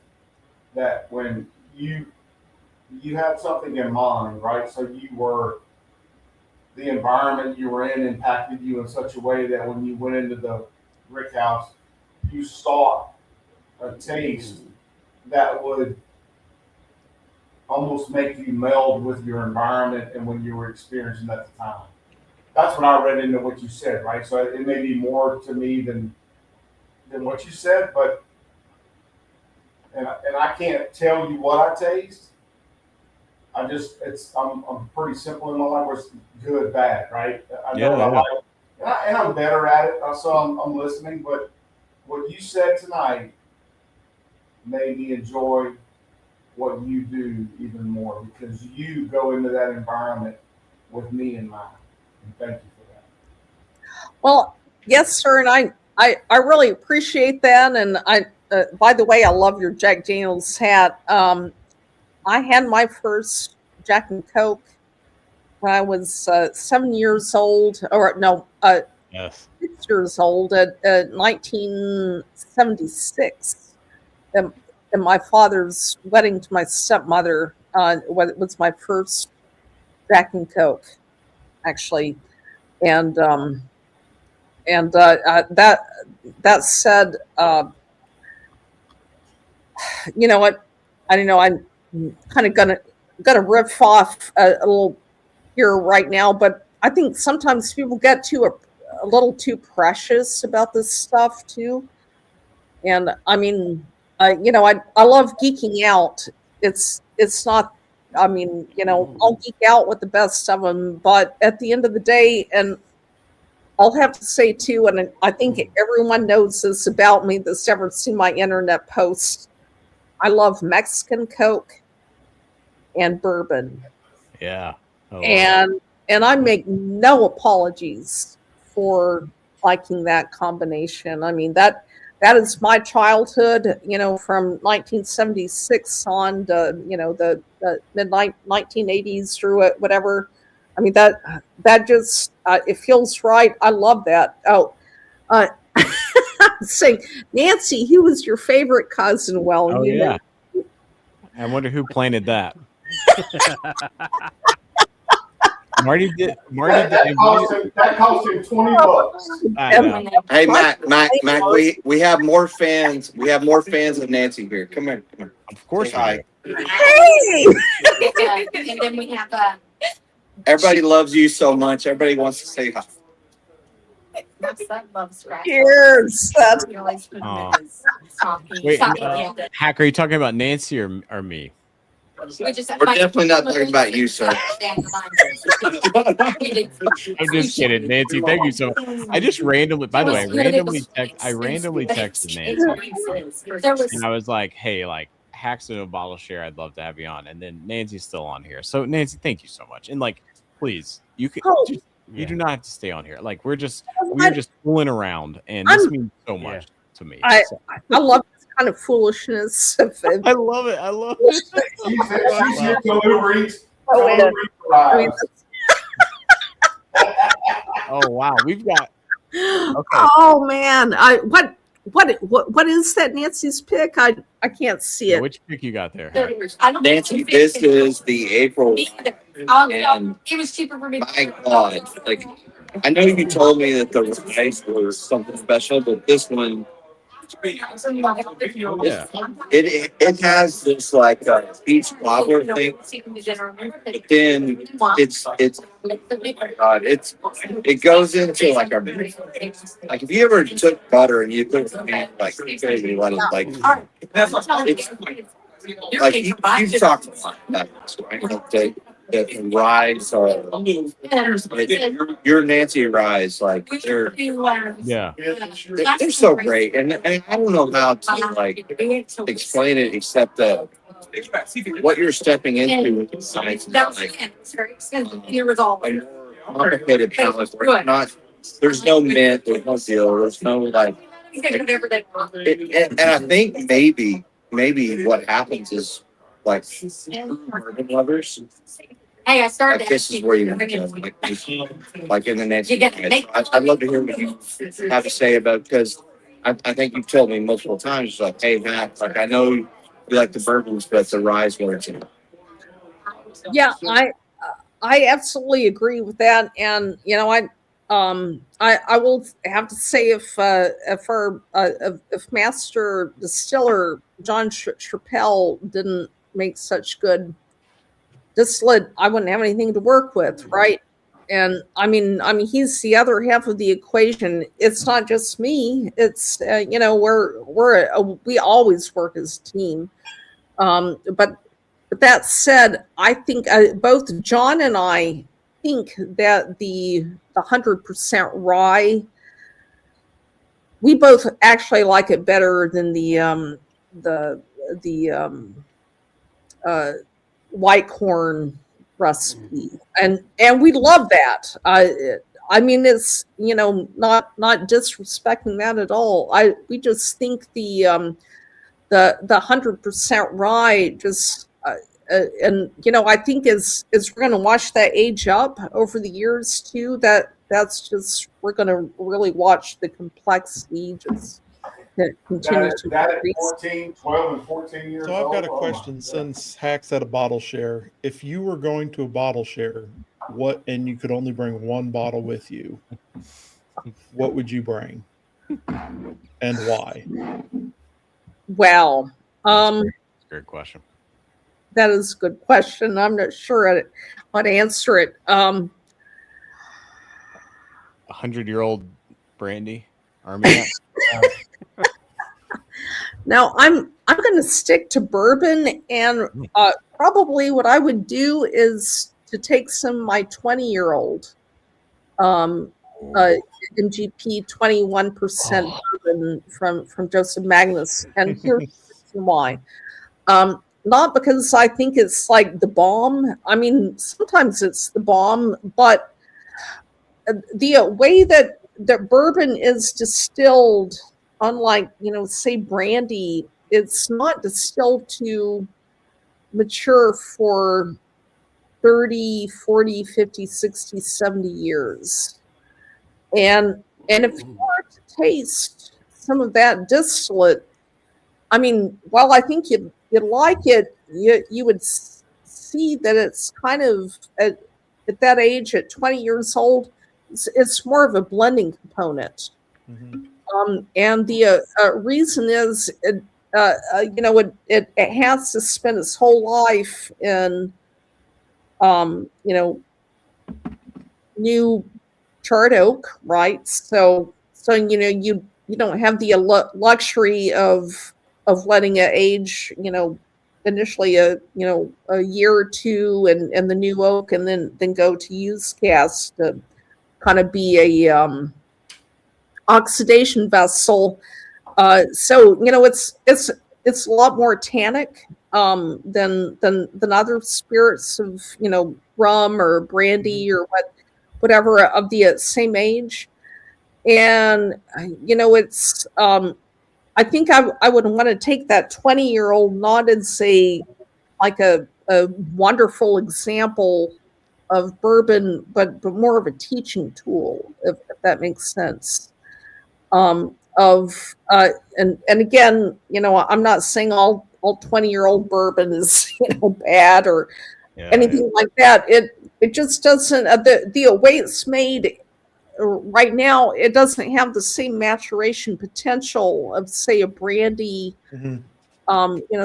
This made to age 30, 40, 50, 60, 70 years. Do you think that has more to do with the barrels that they're using like X barrels, stuff like that, or the climate that it's aged in?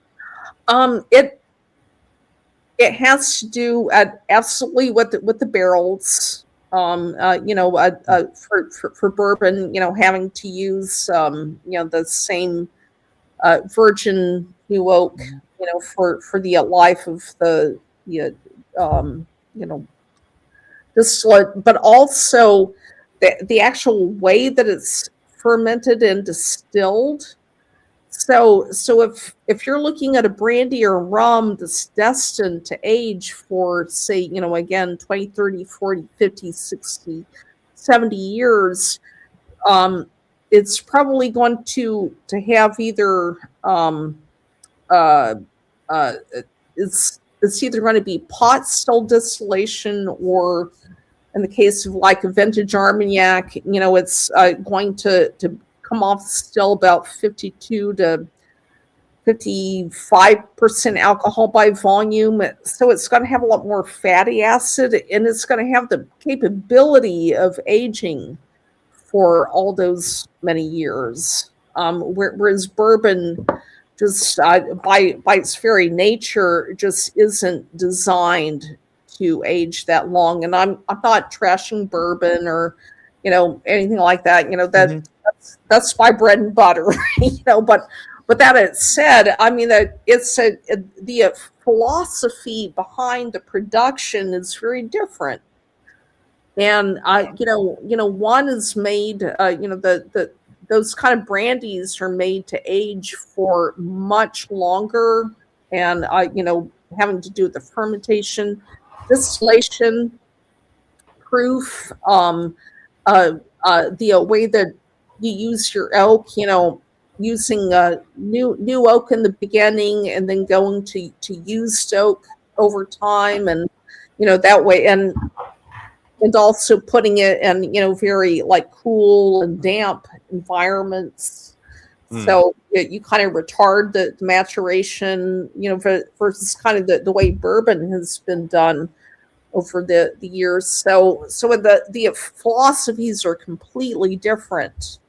That said, what I'm trying to do at places like Still Austin is to kind of use those French, 3, 4, 500s, actually kind of going back to 700-year-old techniques in France. I was trained in the French tradition of production, and my whole thing is kind of using those techniques to show that in bourbon we can create something much longer. So even in Texas, it's still Austin. What John Trappell and I are working on is creating bourbons that can age, 10 or 8, 10, 11, 12, 20, 30 years old, and that's what we're working on. So anyway, I'm kind of so kind of piggybacking on that. Do you think? Yes. Do you think there are any old bourbons on the market that are better where they were released? So, for example, people like to talk like Happy 23 or Evan Williams 23. Do you think there's any of these ultra aged bourbons that are better at the released age than they would have been had they pulled them, say, 5 years earlier? Yeah, and that's a good question. With my experience, and I've worked from bourbons everywhere from 6 months old to 26 years old. Over the course of my career, I find that depending on the maturation environment and such, all these bourbons tend to go through crests and troughs during their maturation, or during the course of the maturation. So that kind of depends on the maturation conditions, and it depends on the mash bill as well. I mean, there are a lot of factors to go into that, and I don't mean to be kind of wishy-washy on your So what mash bills do you think kind of lend towards? Are we talking like high corn, high malt? What kind of mash bills do you think kind of lend themselves towards longer maturations?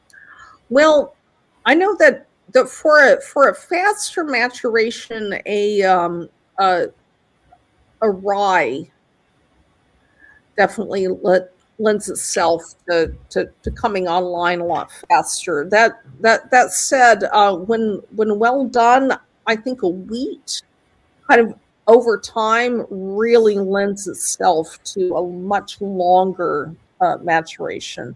Now, rye can as well when under certain maturation conditions. But wheat is, it's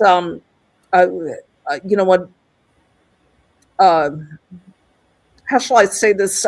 Up front, it's kind of very easy to work with on the front end of production. The fermentation, distillation, that's really easy to work with. Maturation, it takes a long time for wheat and a wheated bourbon to come online or to mature well. Whereas the opposite is true with rye, where the fermentation distillation can be an absolute mess. And it's just fraught with so many problems. But on the maturation end of things, it comes online a lot faster than the wheat bourbon or a wheat whiskey would. So that is, I think a wheat whiskey can be really capable of, over the long term of great complexity. But anyway, yes. So, I think going back to your point about, kind of peaks and valleys, during the maturation age, I think that we're starting to see that a lot more in the ryes that are kind of hitting the market. We're starting to see some of those 13, 14, 15-year-old ryes that are now just starting to hit the market. And, I think that those of us that have kind of gotten the taste through some of those, you're starting to see some special notes that are popping up in those. And, I think that's kind of, where I'm kind of seeing that, at least with that, you get the ryes that are real good up front. They kind of go, I won't say they go down, but they kind of level off there for a while, and then they kind of start to go back up again. Which it looks like we kind of we've got a question in the chat. We've got what's a note that you love in whiskey that most people don't even notice? It's a great question. Oh, wow. That is a great question, and I don't know that I can answer it. Well, Nancy, while you're thinking about that, we had Ian on from Ross and Squibb Sunday, and I did a very, as the journalist in me, I said, like, it's just like the best question ever, which was, do you have a 95.5 over the age of 20 years? And he said, yes. And then I said, do you have a 95.5 over the age of 25 years? And he said, yes. And then I said 30, and he almost said yes. And then I felt bad that I kept doing that, and I shouldn't have. I should have kept my hard-hitting journalist hat like Hack and Mac does every week here for our viewers.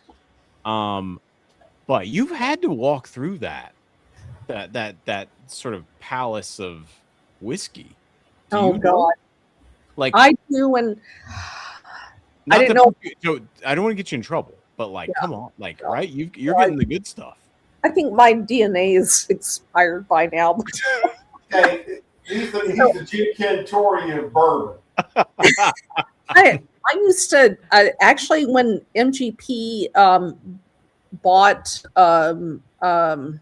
LDI, or what the plant, it was Lawrenceburg distillery or whatever. I consulted for MGP back in 2011. Okay. And I kind of helped. I didn't do this single-handedly by any stretch, but I did kind of help to develop the mash bills. They're like the wheat recipe and all that stuff. That's kind of there now. But that said, I had access to 1980s MGP stock. And if I had had the cash flow at that time, I could have bought some of that stock, man. I mean, I'll tell you, it was just, I saw that and wept because at that time in my life, I mean, yeah, right. Just toast on the kidney though, or something, But oh my God, I mean, I had, I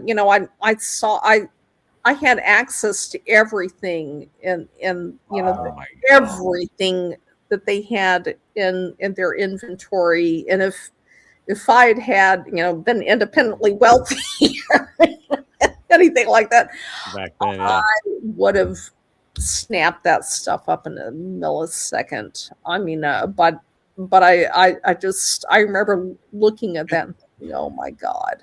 Is the 95.5 to you the because I was asking Ian about that. 95.5 is what everyone knows rye but like is that your rye mash bill, or like they're now talking about malted rye, which I know like I love. I've New Riff's doing some killer stuff with that, and Chattanooga, and there's anyway, and I know Nancy, a lot about that, but yeah, like what are your thoughts on rye aging malted? Anyway, so yeah. Camera's not cooperating. It's a 10-year, 100% malted rye. Yeah. Oh yeah, from New Riff. New Riff, yeah. I don't know if I'm gonna receive hate or love right here, but You will only love, and I will kick people out if there's hate.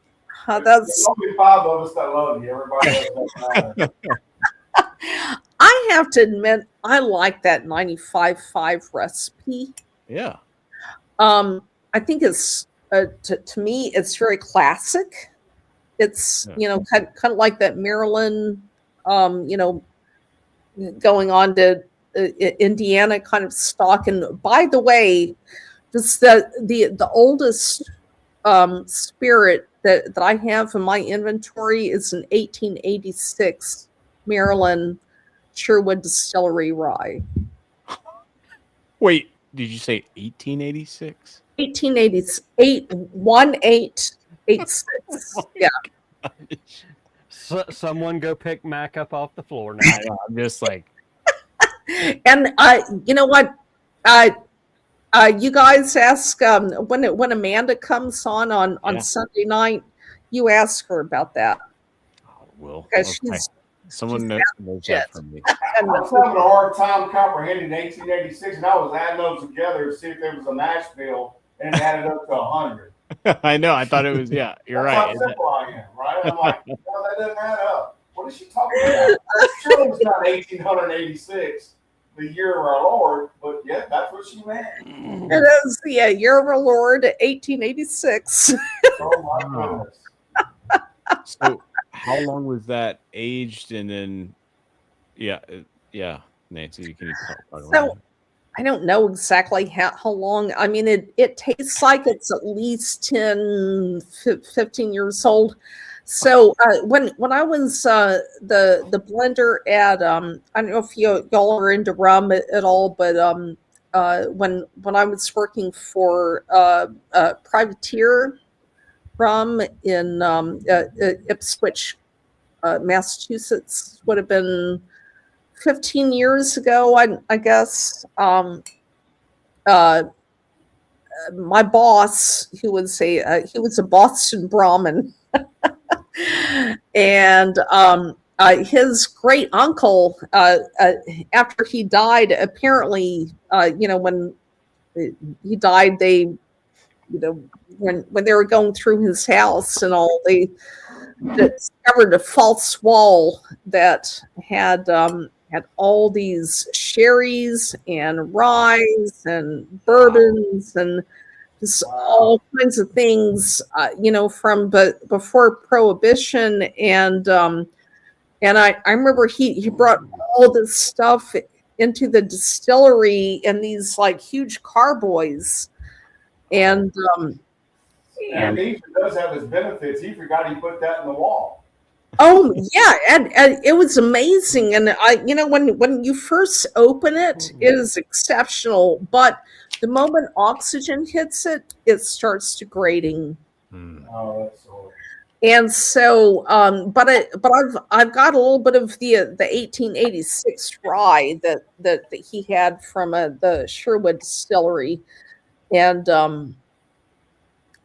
it's degraded a lot, but even said on that is still exceptional. And if I may, sirs, I'm going to go grab the Virginia Distillery. Yes, sir. I love it. Yeah. Okay. I'm gonna. Yes, please. Yeah. All I'm gonna right. Let's do share- it. Let's So do while it. Nancy, All right. go Well, ahead. yeah. Let's So let while Nancy Nancy's grab it. going to get that, I don't think my bottle Oh, looks like yours. yes, yes, yeah.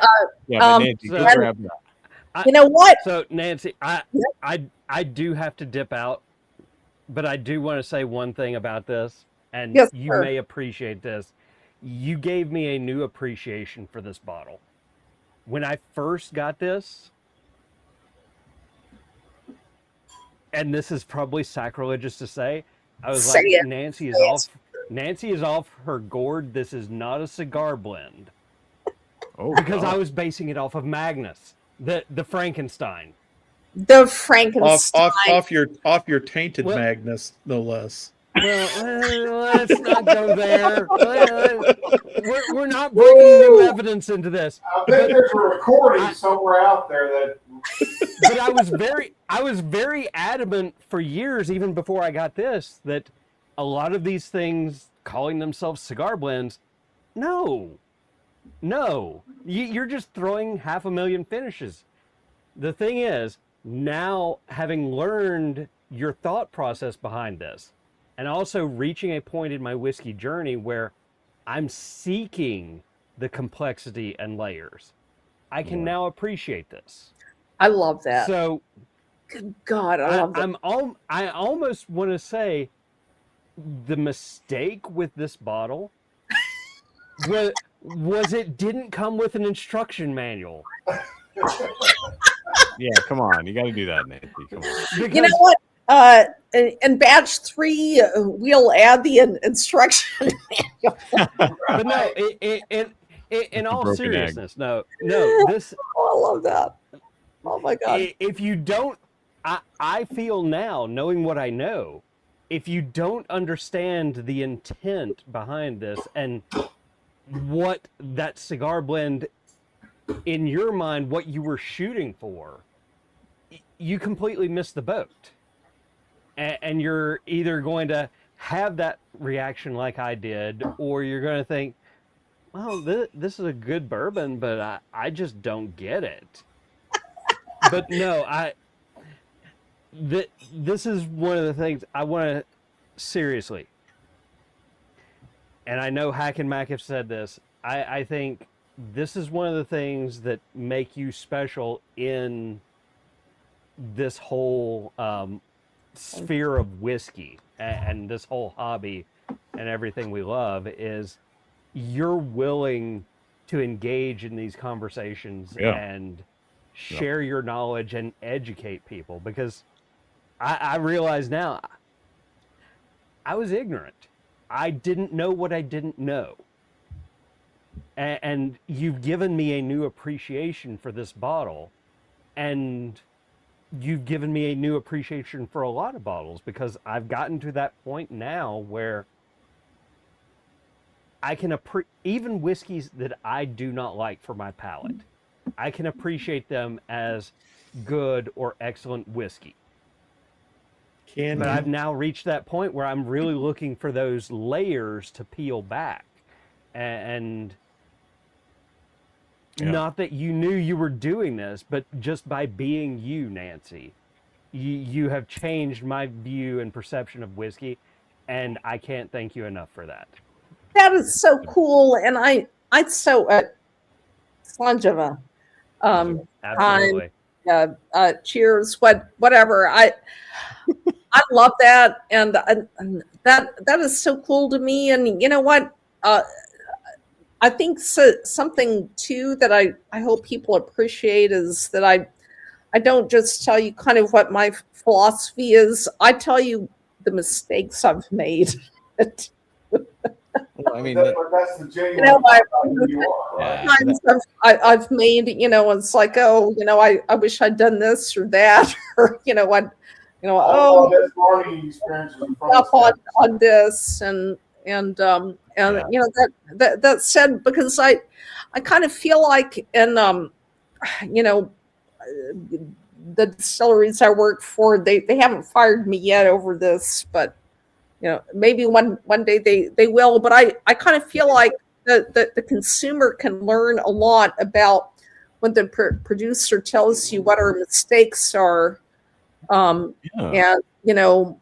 kind of what we would have done different, or and such. But to me, it just kind of always feels like I'm just talking with friends, which I am talking with friends, and we're just talking as fans. And I mean, I just happen to,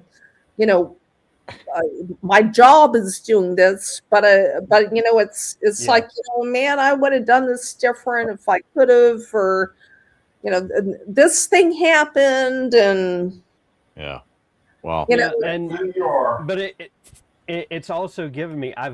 So down here in Atlanta, I've built a little bit of a relationship with Whit Hageman down at ASW. And that's actually some conversations he and I have had with some of their offerings they put out. Is what has he and Justin, their master distiller, been shooting for with a given release? With not so much with what they're sourcing and finishing out of MGP, but where they're really getting creative with what they're doing with their own distillate on the pot still. Like last fall, they released 100% malted wheat whiskey that completely melted my brain. Wow, that is so cool. That is really cool. And I may actually, if you would be interested, Nancy, I'll hit up Hack and we'll ferry it by him. I'll get you a sample of that. Yes, sir. I would be really interested in that. Count me in for that. Absolutely. I mean, I have really found that I'm a fan of wheat whiskeys and wheated whiskeys over the past 6-8 months. That one is probably one of the top 5 things I've tasted in the last 6 months. That's awesome. I love it. Awesome. And it's so unusual. I mean, last year they did a American single malt bourbon. 100% malted bloody butcher corn. Yeah. That came out at Hazmat. Oh my God. And I love bloody butcher corn. I'll convey you a sample of that as well. Yeah, I would absolutely love that. That's amazing. But that's again, that's thanks to you and learning that a lot of times it's not so much. I mean, not so much like with the big producers where they're okay. Turkey 101. Jimmy has his profile. It's going to be this. But with everything you're releasing, you're targeting something. Whether it's you've got something in mind that you're trying to hit, or you're like, okay, tasting this, okay, seasonality. How do we get it to where it's going to be what I think it has the potential to be?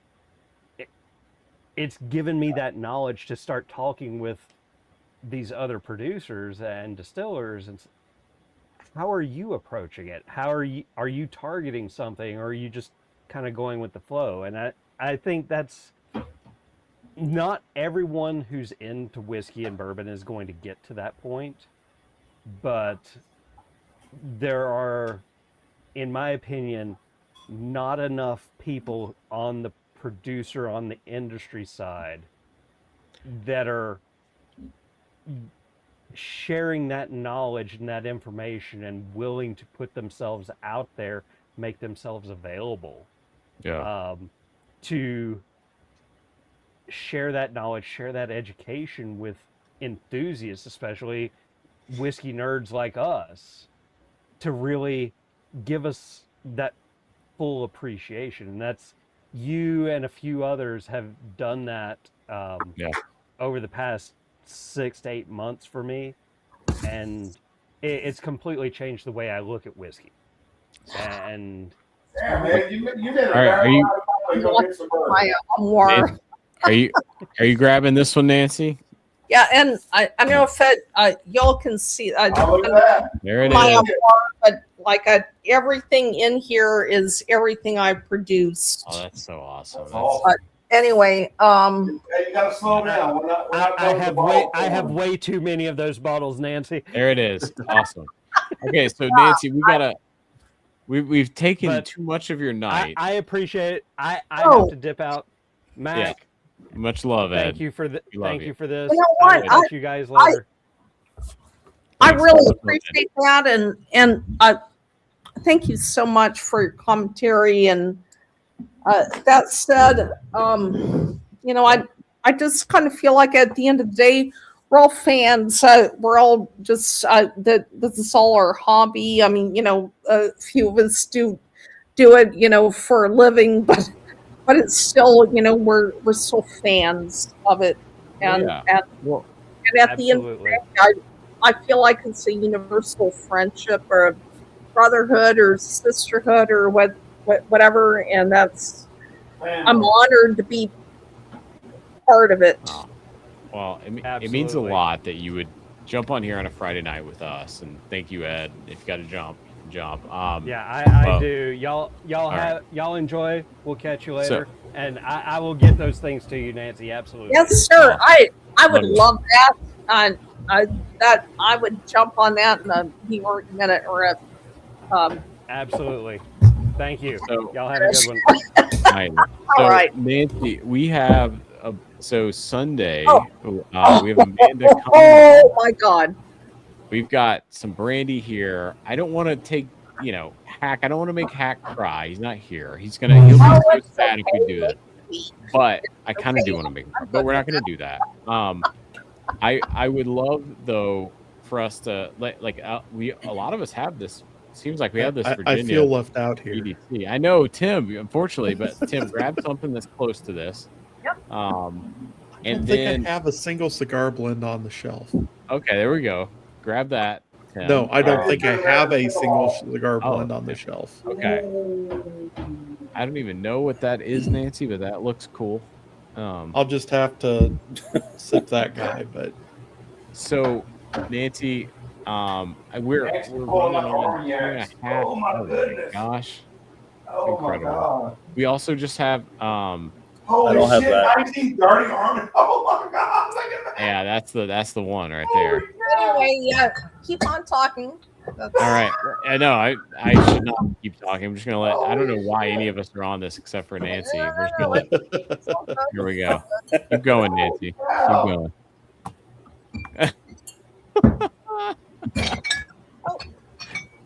Let's see what you got. Okay. I don't need. Oh my God. 1978. All right. So I think I was in middle Nancy. school then. Yep. I'm right I here. wasn't born then. Hey, I think we'd love to maybe let's tease Sunday because Amanda is going to be here, which is so awesome. heck yeah.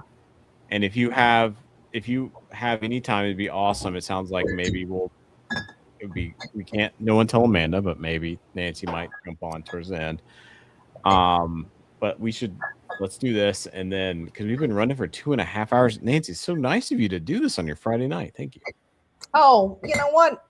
You just I'm so easy. I mean, I was like saying I'm an easy date. Well, Nancy, you're not supposed to say that. You're supposed to say, "I did this for you, Brett, because to make Hack jealous, and you're my best Brett friend." more than half. Hey, It was just so fun to me. Is the Uber Eats guy still at your front door? I'm looking for my 1892 Okay.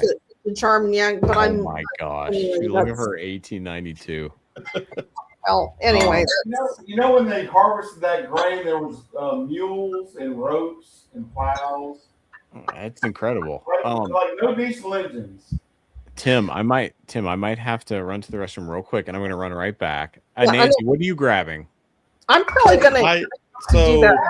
Hack just bought new underwear. You can too. I can't. I'm Tim, I'm sitting here with the 17-year reveries. all right, Tim. Oh, handle this. Sweet. Handle this for 1 second, Tim. You got this for 1 second, Tim?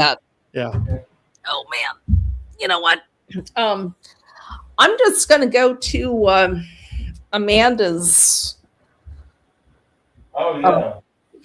I'm not finding what I wanted. I've had a few pours of hers. I really do enjoy that. The single malt really comes through, and it's more viscous than most single malts that I taste. It's got that body in it that I'm not used to in a single malt. I don't know where she got it from, but she did a great job on it.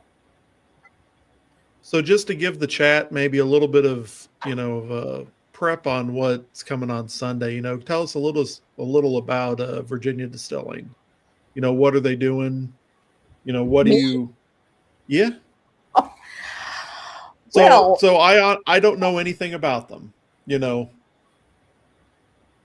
So I don't know how much I can say. I started working with them back in 2015.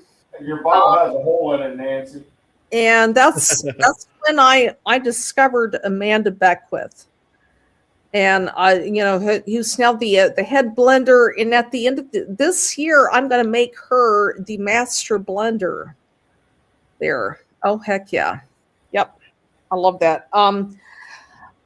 They've been around. Gosh, I don't know, since 2011 or 12 or 10, or I don't remember it exactly when they had started, but they're in obviously in Virginia, but doing they initially started sourcing malt from Ireland, and then blended that with their own distillate. But they are just absolutely on fire. I think they're arguably, if not one of the I think they're the best American single malt producer. They, if not one of the few, or Westland, there are a few others that are in that category, but I think what they do is just exceptional. But Amanda Beckwith has been my student for 11 years, and I took I've got 5 students that have been studying with me for I guess the longest has been like 11 or 12, 13 years now.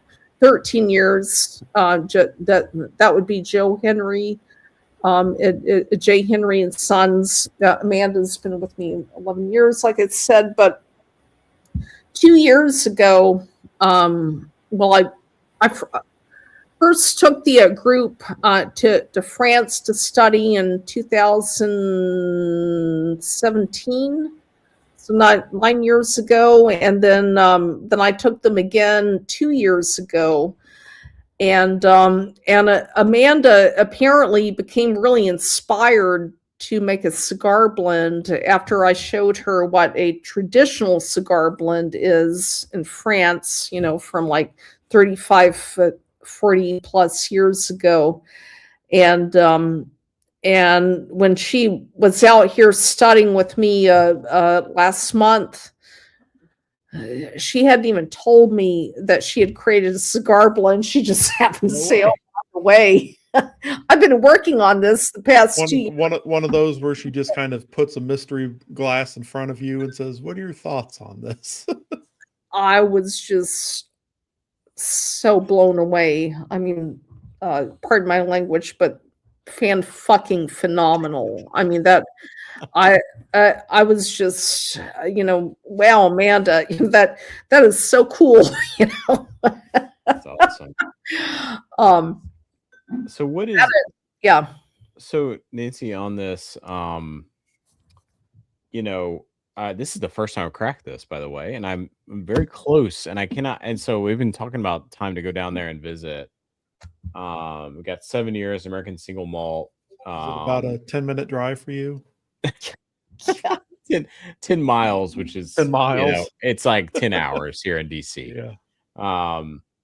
But like, I am really impressed. What American single malt, Nancy? What it has not been. It has not. There's not been a lot of sort of love for American single malt. It's not been as accepted as a lot of other sort of like bourbon rye, even like the different blends. Like, why? I don't know. Am I wrong? You tell me I'm wrong, but I feel like American single malt is not as loved as a lot of things. I think you're absolutely right. Yeah, I think it's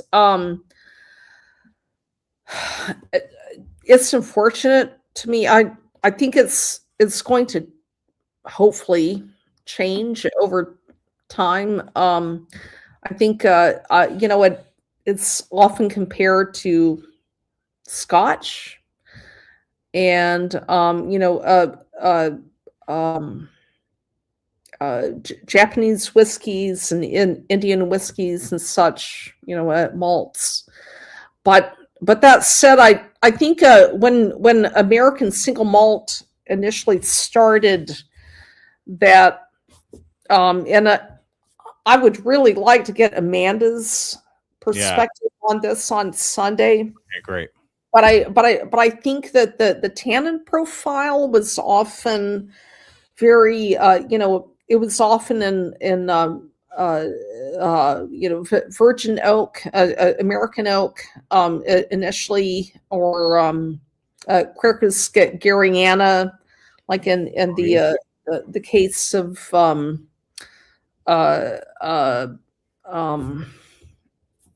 malt on the Oregon West Coast. Yeah. And such. Bardstown just did their newest release with Garryana. Well, it was a bourbon. It's something that it's that particular species is kind of a cross between American oak and European oaks, and so it has much higher tannin content, and it also kind of has a note of I'd say kind of like a cedar. Yeah. Like a incense and such. So it can be a little aggressive, but that said, I think the initial malts were kind of aggressive, and now that we're seeing, much malts that are there we go, like Virginia Distillery Company that are laid down and first or second or third fill cask, and the tannins are a lot more gentle, and that it just has a lot more sophistication to it. Yeah, I think it's I think what's starting to come out now, and not just with Virginia Distillery Company, but with absolutely walleye. That's a 14-year single malt. Sweet. Heaven. That I think things are really kind of picking up in the United States. I'm really excited about that category. Yes. I will have to say, as a blender, and I've had the opportunity to work with malt. Some, it's not my bread and butter. Bourbon and rye are. But I think malt, but barley malt is capable of a lot more. The spectrum of aromas that come out of that is a lot more. It has a lot more depth and sophistication, I think, corn or rye are capable of, and maybe I'm going to be shot for that. But anyway, that said, I've said what I said, but at the end of the day, I think barley has a lot more potential, and lower proof. it carries flavors at a lower proof. You know, at 90 and 100, you get the spectrum of flavors at that proof range that you would expect or hope to get at 131, 135, right? In the bourbon. Absolutely. It just carries it. It's like, oh my God, the palate changes 3 or 4 times while you're sipping. So, Nancy, can you talk to me about, so American Single Malt's been tough for me. I think Old Line in Baltimore had some great stuff. I just cracked this, and I do really like this. It has a lot of finishes. But it also shows the American Single Malt. There's something I get with American Single Malt, which is a dough quality. And I might get that also. I think actually one time I texted you really too. Sorry, everyone's about to hear how much I text Nancy. And she does still reply. Oh, good, yeah. Which is Leopold Brothers pot still, which was really awesome, like to try, just to be like, what is this? Like, this is like really cool. This rye, this, pot still, American Single Malt, but there's a dough quality that I taste, and it's and different single malts get a different level of raw dough to almost raw dough to like croissant to like what is that? Am I crazy? Where does that come from? I don't know. And you know what? I look forward to seeing what Amanda has to say about this. Yeah. I think it might have something to do with varietals of rye, maybe yeast strains used for fermentation times and temperatures, and I know all those factors. Not only affect malt, but affect everything that is ever distilled. Whether it be barley or corn or rye or grapes or apples or whatever. So I really look forward to what she has to say about that. I haven't worked with malt enough. Okay.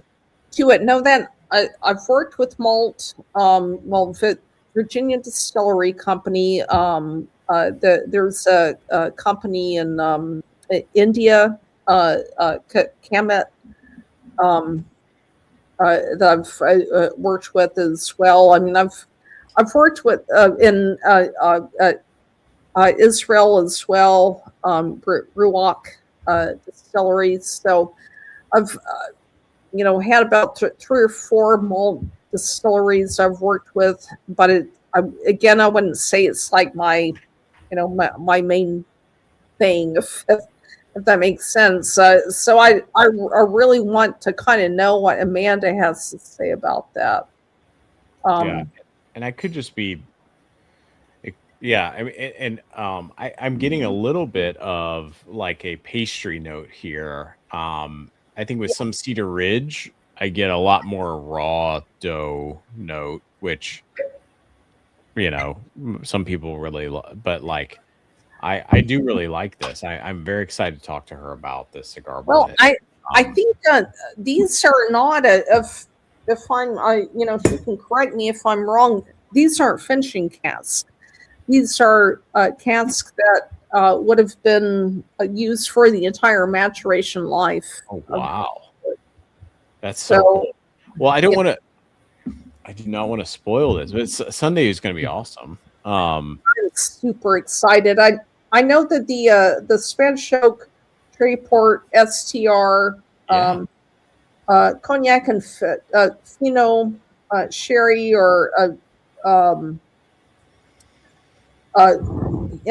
in her long-term profile, I assume the Armagnac and Palmer Chateau Palmer Cabernet are as well, but I'm really excited about to hear about that. But I think these are not finishing casks. That's the entire maturation life, and which is just really awesome to me. Yeah. So she's more using different oak profiles than necessarily finishing barrels.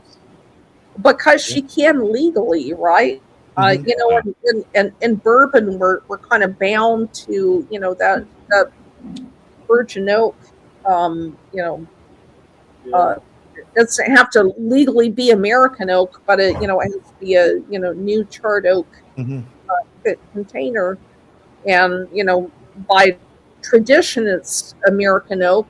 But that said, for Amanda, she has so much more leeway in her creativity, and I can't wait to hear what she says about it. I know she's told me about this, and I'm admittedly, I'm like many grams in my evening. I'm not best self right now, but that's said. Our true self. I can't wait for her to talk about it. Well, Nancy, we've been on for a while. Nancy, thank you so much. This is awesome. Thank you. I think, just so everyone knows, Nancy and I are been streaming longer than Hack has. So just keep that Ever in history. down. All history. Ever. But this has been so awesome. I've learned a ton. And yeah, we like, so also I didn't even say, but Brandon, you're up here. Yep. Did you have a question for Nancy? I want to round us out because it's getting late. I'm on the Eastern time zone. I got to go to bed. But Brandon, Brandon, did you have Brandon's the man. We love Brandon. Did you have a question for Nancy before we round out? And I'll round out this. I mean, it doesn't have to do necessarily with the cigar blend here. But it goes back to the question I maybe asked earlier. That what is your favorite note of whiskey that you look for that most people don't notice? I don't know if that it's tough. That is so tough. And you know what? I don't know if there's one.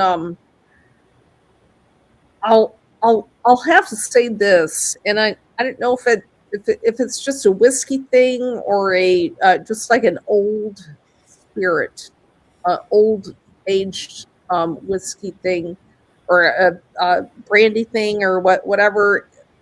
But for me, it kind of goes back to that note of rancio, which is the oxidized esters of fatty acids. That's exactly what I was sitting here thinking. It's something that unless I'm specifically sitting there looking for, I don't pick it up. But when I look for it, I can find it. But yeah, that's the note that I would have picked up. So with that, I'm gonna ask, when you do your Nancy's picks, is there a certain note in all of those picks that you do that are consistent?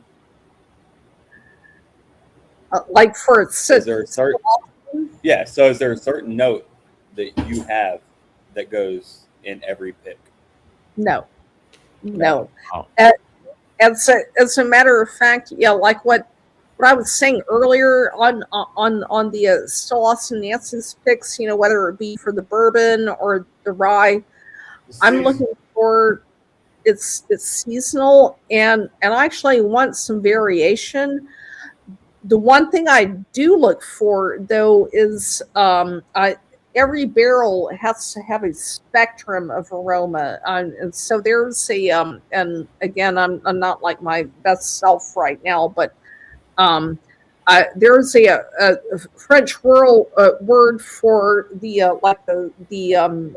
plumes of a peacock, and you can kind of think about that with the like any kind of old spirit or a complex spirit, is that it's kind of like feathers of peacock in a sense, and that it has a spectrum of aroma. And so, so what I'm looking for, no matter what batch it is, and no matter what season it is, rye or bourbon, winter, spring, and summer, fall, whatever. I'm looking for that spectrum of aroma, and so the things I'm always looking for are either like fruit, floral, herbal, um, smoke. Maybe like with the smoke, sweet, spice, like a nutty kind of oily type of thing, and just Wow. a bunch of the different things. So every single barrel, and I'm not saying I like always get it right, or it's like at least at the moment that I'm analyzing it, what I'm looking for are about like 7 or 8 different things on that spectrum. That's awesome. So I just want it to have a lot of dimension to it. Whether every time I hit the mark, I don't know. That's just what I'm getting at that moment.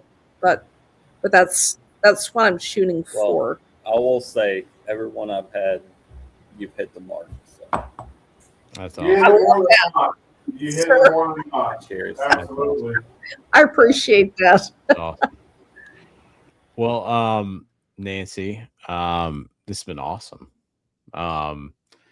We'd love to, if you do have time, it sounds like maybe Sunday, we'd love to have you on. I know we're excited to have Amanda. I know Hack's been working on that too, and so, but yeah, this has been awesome. It's been amazing, and you all are going to love Amanda. Obviously I'm biased, but that is said, she is I think one of my most talented students, and probably the most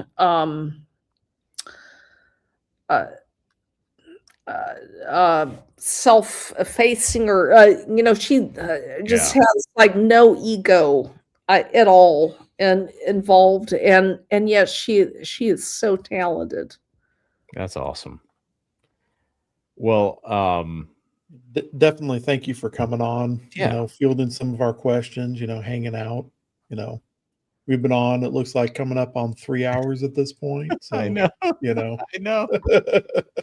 Oh my so, God, this is insane. so Nancy, what's the last? So Nancy, we'll give you the last word here. Obviously, what do we have to look forward to? Like, what should we? We all love Nancy's work here. What should we be looking forward to? Well, I think we should be looking forward to Tanager 3. Oh yeah, of course. Yeah. And that's heading your way here soon. Just wink, wink. Just Okay. yeah. Okay. Sort of Wink, the, shush. Okay. Got it. type is headed out that way. Obviously the new Murray Hill Club is special. I don't know if you can tell us or not, but is it going to have a similar finish to the batch 4? So Calvados finish? I mean, maybe not same length. No, sir. Nope. And I'll tell you exactly what it has. It is, and again, what are they going to do? Fire me? So, okay, ask for forgiveness tomorrow. I was looking for Ukrainian ice wine barrels for a number of years, and with the war and everything going on, we finally were able to get those. Wow. as well as a Michigan State white port finish. So it's going to be Michigan State white port and Ukrainian ice wine. That's the finish, and the ages again. The base is the 10+ year old MGP Sagan Moreau barrels, a little bit of 11-year-old to 21% MGP with the regular independent save company, and the final component being 20-year-old Q yeast MGP to 21% rye bourbon again, but which I've had that in stock for at least the past 9 years. That's what went into the original cigar blend from, I'm going to say, like batch 10 through 14 or so, 9 through 14 or so. So I just a little bit of that yeast strain, not tons. I mean, it's like it's like a Jamaican high ester rum of bourbon. So I hate to extend this more than it, but I gotta ask. So at least when you're listing off some of the finishes on it, are you looking at kind of using some of this? Traditionally, whenever I've had ice wine, it's very sweet. Very sweet dessert wine type of thing. Yeah. Are you using some of that to balance out maybe some of the spiciness that you get with some of the Sagan Moreau barrels, and maybe some of the tannins that you maybe get with some of the older bourbons? Is that kind of what you're using that component to do? Well, actually, I just interestingly, and I'm having some of that component right now. It is so soft. The tannins are so soft. I'm actually kind of worried about the fact that the finishing cask might that it might go overly sweet. Yeah. And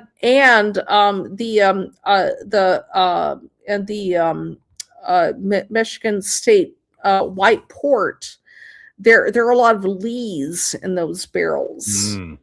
So I'm wanting. I'm gonna nod like I pretend like I know what that means. Lees, what does that mean, lees? So those are the dead yeast. Okay. So whenever you distill, quote, on the lees, you're using a lot of the dead yeast to give a lot of fattiness to your spirit. And if you're say making a wine that has a lot of lees in it, you'll actually see in the barrels, you'll see yeast cells. in the barrels. So that is said, with this particular expression, I'm going to be really careful that I don't get too much fat in there. Too much of that yeasty, bready kind of note. I mean, the yeast, I want some of that yeast, but not too much of that yeast. So anyway, that's and I mean, it's a cool thing to have in one sense, and I've worked with that before in the past. But you also don't. You just have to be very careful. I'll put it that way. Like every week, you're checking your stock. Wow. Every week, because I know that was one of your critiques that you had for the batch 4 product, is you felt like, I don't necessarily agree with you. I love how it ended up, but I know that one of your personal critiques for batch 4 was that you felt that the finish went maybe a little bit too long. Very much so. And I think, I mean, I think that ended up being a, relatively a good batch. I mean, I'm not saying it's, a bad batch or by any stretch, but if y'all had the benefit of where I sat and being able to taste that, like 2 or 3 weeks before we finally harvested those barrels, and I just thought I got old greedy with it. Like, you know what?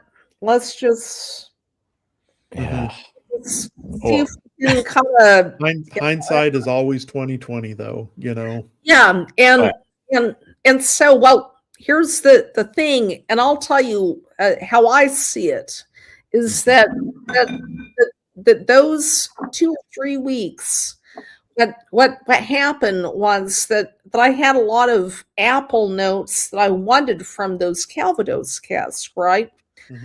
And in those 2 or 3 weeks going on, and I don't remember, if it was 2 or 3, I'd have to look at my production notes. But what happened was that the toasted notes from the oak started to overtake the apple from the fruit, and I just felt like, oh boy, when I tasted that, I thought, wow, it was perfect a few weeks ago, but not right now. It changed, and the wrong note enhanced with the extra time. Yeah, and I think that's for a producer to kind of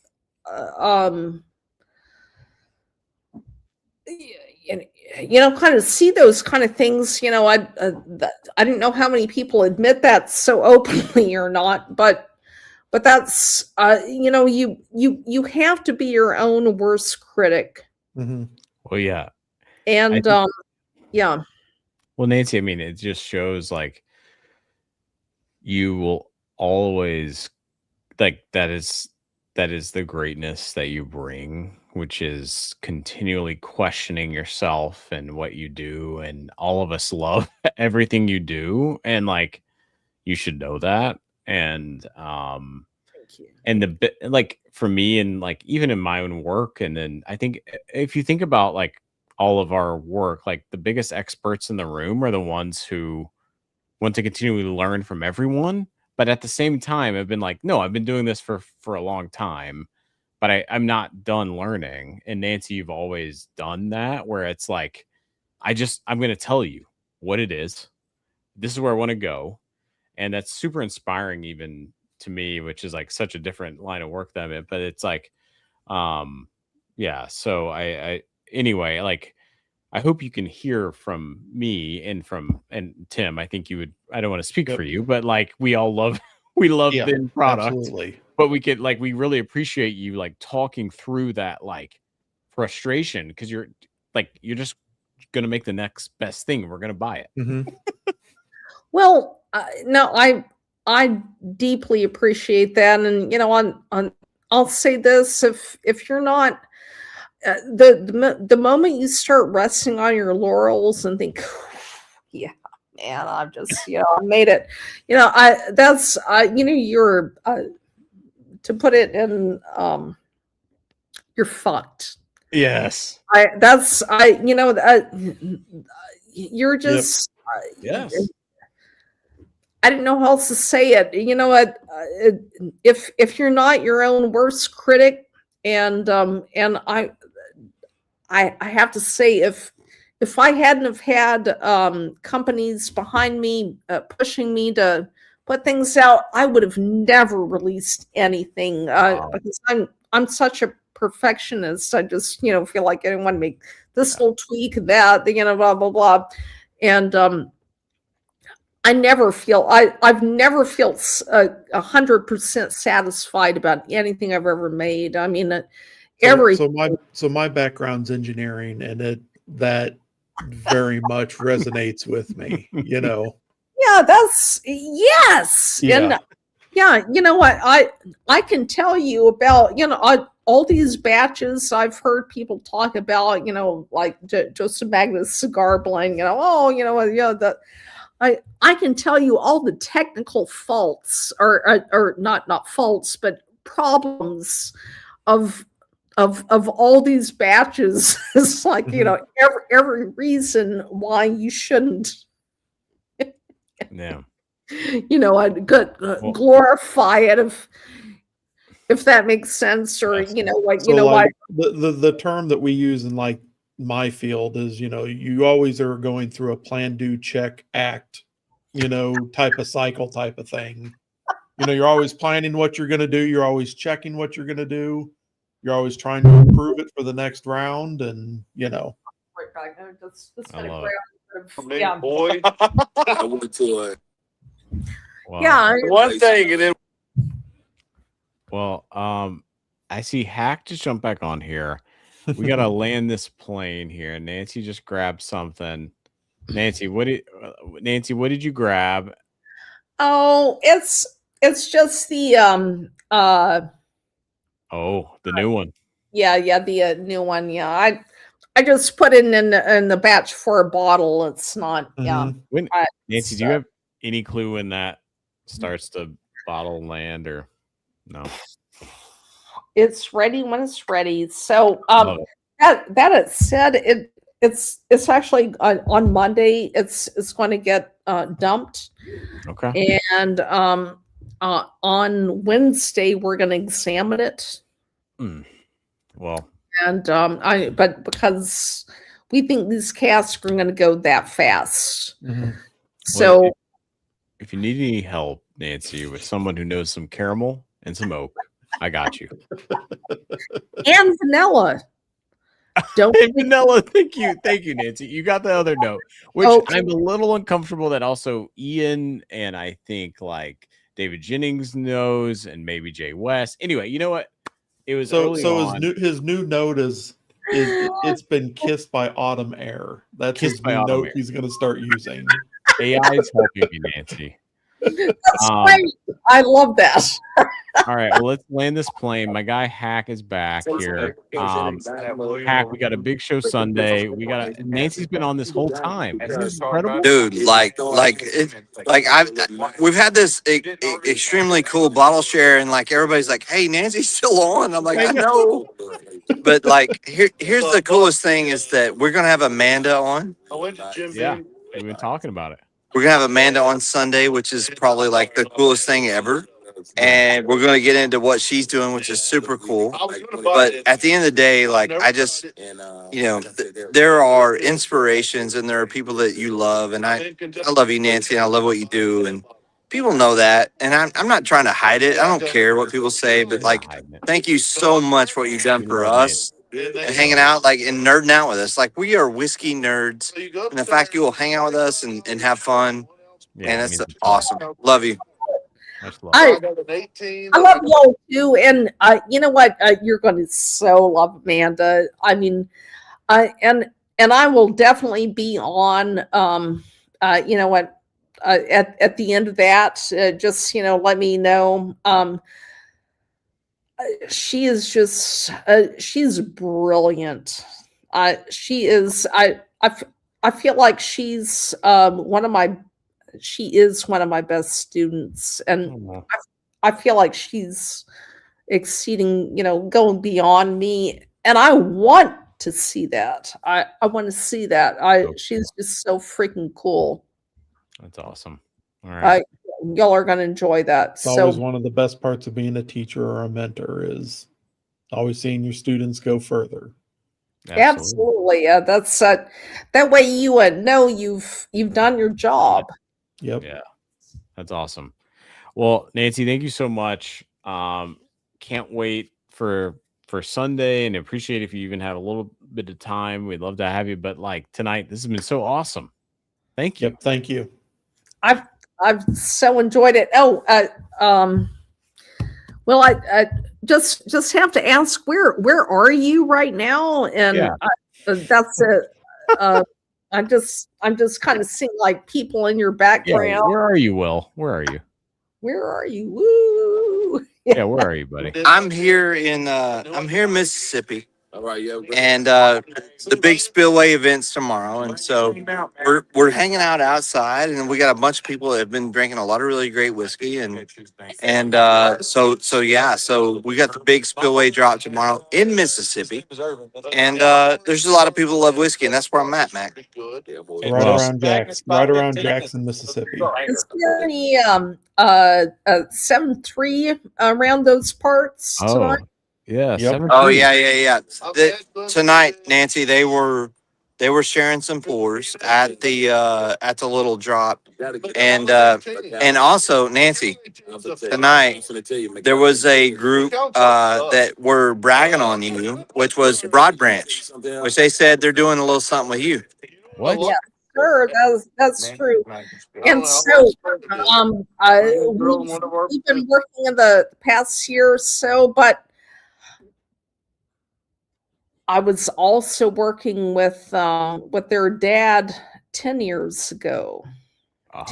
11 years ago, actually. Yeah. Wow.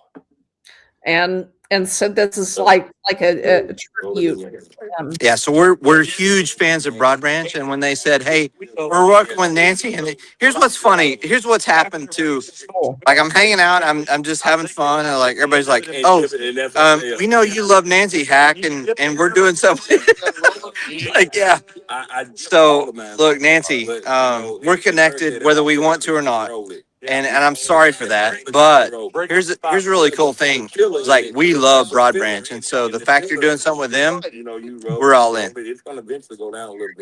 They're absolutely awesome, and yeah, I'm excited to for you to kind of see what we've been working on, and that's I've been kind of more actively working with them for the past year, but I got started 11 years ago. Yeah.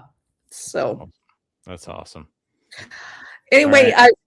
Hey, gents, I'm going to, I've not had my dinner yet. Oh gosh, Nancy. 9:42 here on the West Coast. Oh, get some dinner. Thank you so much, Yeah, Nancy. thank you for hanging out with us. I love y'all, and we love you.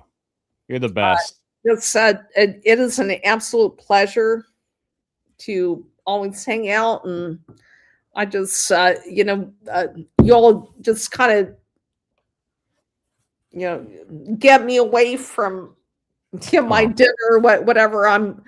I hope that's a good thing, Nancy. The hours just pass by, and it's just always a pleasure, and I can't even tell you how much I love you all. Oh, well, we love you, and this has been it just means a ton. So thank you so much. Get some dinner, and can't wait to chat soon. Cheers, Nancy. All right, gents. All right, cheers. Bye, everyone else. Cheers. Over and out. Over and out. Much love. Cheers. Much love to you too. Oh man. Wow. So how's your night been going so far, Hack? Yeah. Well, yeah, Hack. What are you doing? Did you guys get kicked out of the lobby? Yeah. No, we're good.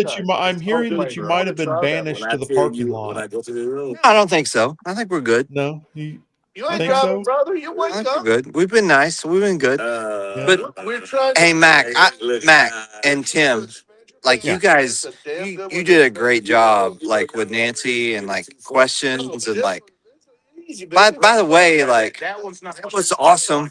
It was incredible. I don't know. Can I say? I can't believe she spent 2.5 hours with us. You know, Mac. So Hack, mute yourself for 1 second. I sent a little text over to Nancy just to be like, "Hey, Hack's doing his thing, and I want to make him jealous." And she jumped on before 2.5 hours.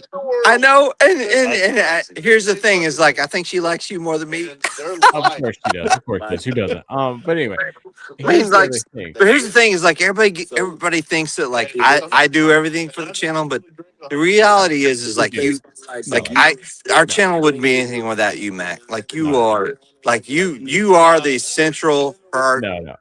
But Thank you. honesty is like we wouldn't be anything without Tim, though. That's true. So that's my thing. So here, mute yourself, Hack. So I panic messaged Ed and Tim, and I'm like, can you guys can you do, and they jumped on like immediately, like the bros they are with us. And then also, Tim, you were like the best interviewer ever. You're so much better than Hack or me. Anyway, so thank you, Tim, for I try. Wait, did you say he's better than me? Yes, he's 10 times better than you or me. The blue label single barrel. Okay, He's better than both of y'all. I'm just saying. I got people here at the bottle share that agree.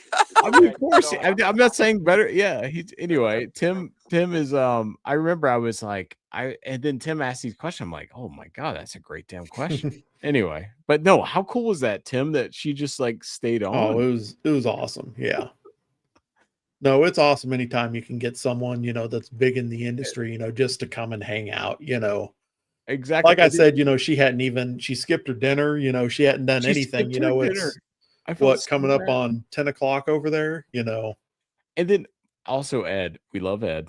Yeah. And then when she came on, and then it was I called on Ed, he did the same thing I did. He had his caramel and oak moment. Yeah, he did his caramel and oak moment. This, you did the same thing. Did Ed lock down? Did Ed lock? I missed it. Did Ed lock? A little bit. Took him a little bit. Yeah, a little bit to come back. So anyway. Oh man. Well, hey Tim, thank you so much, bro. What a great night, man. I love you guys. Yeah. Thanks for having me on. Yeah, no, thank you, Tim. Love you, Tim. Love you, Matt. Hey, much love. Sorry we couldn't be there. Hey, yeah. Thanks everyone for joining. We'll see y'all Sunday. We got a big stream Sunday. Yep. See ya. All right. Peace. See ya. Cheers.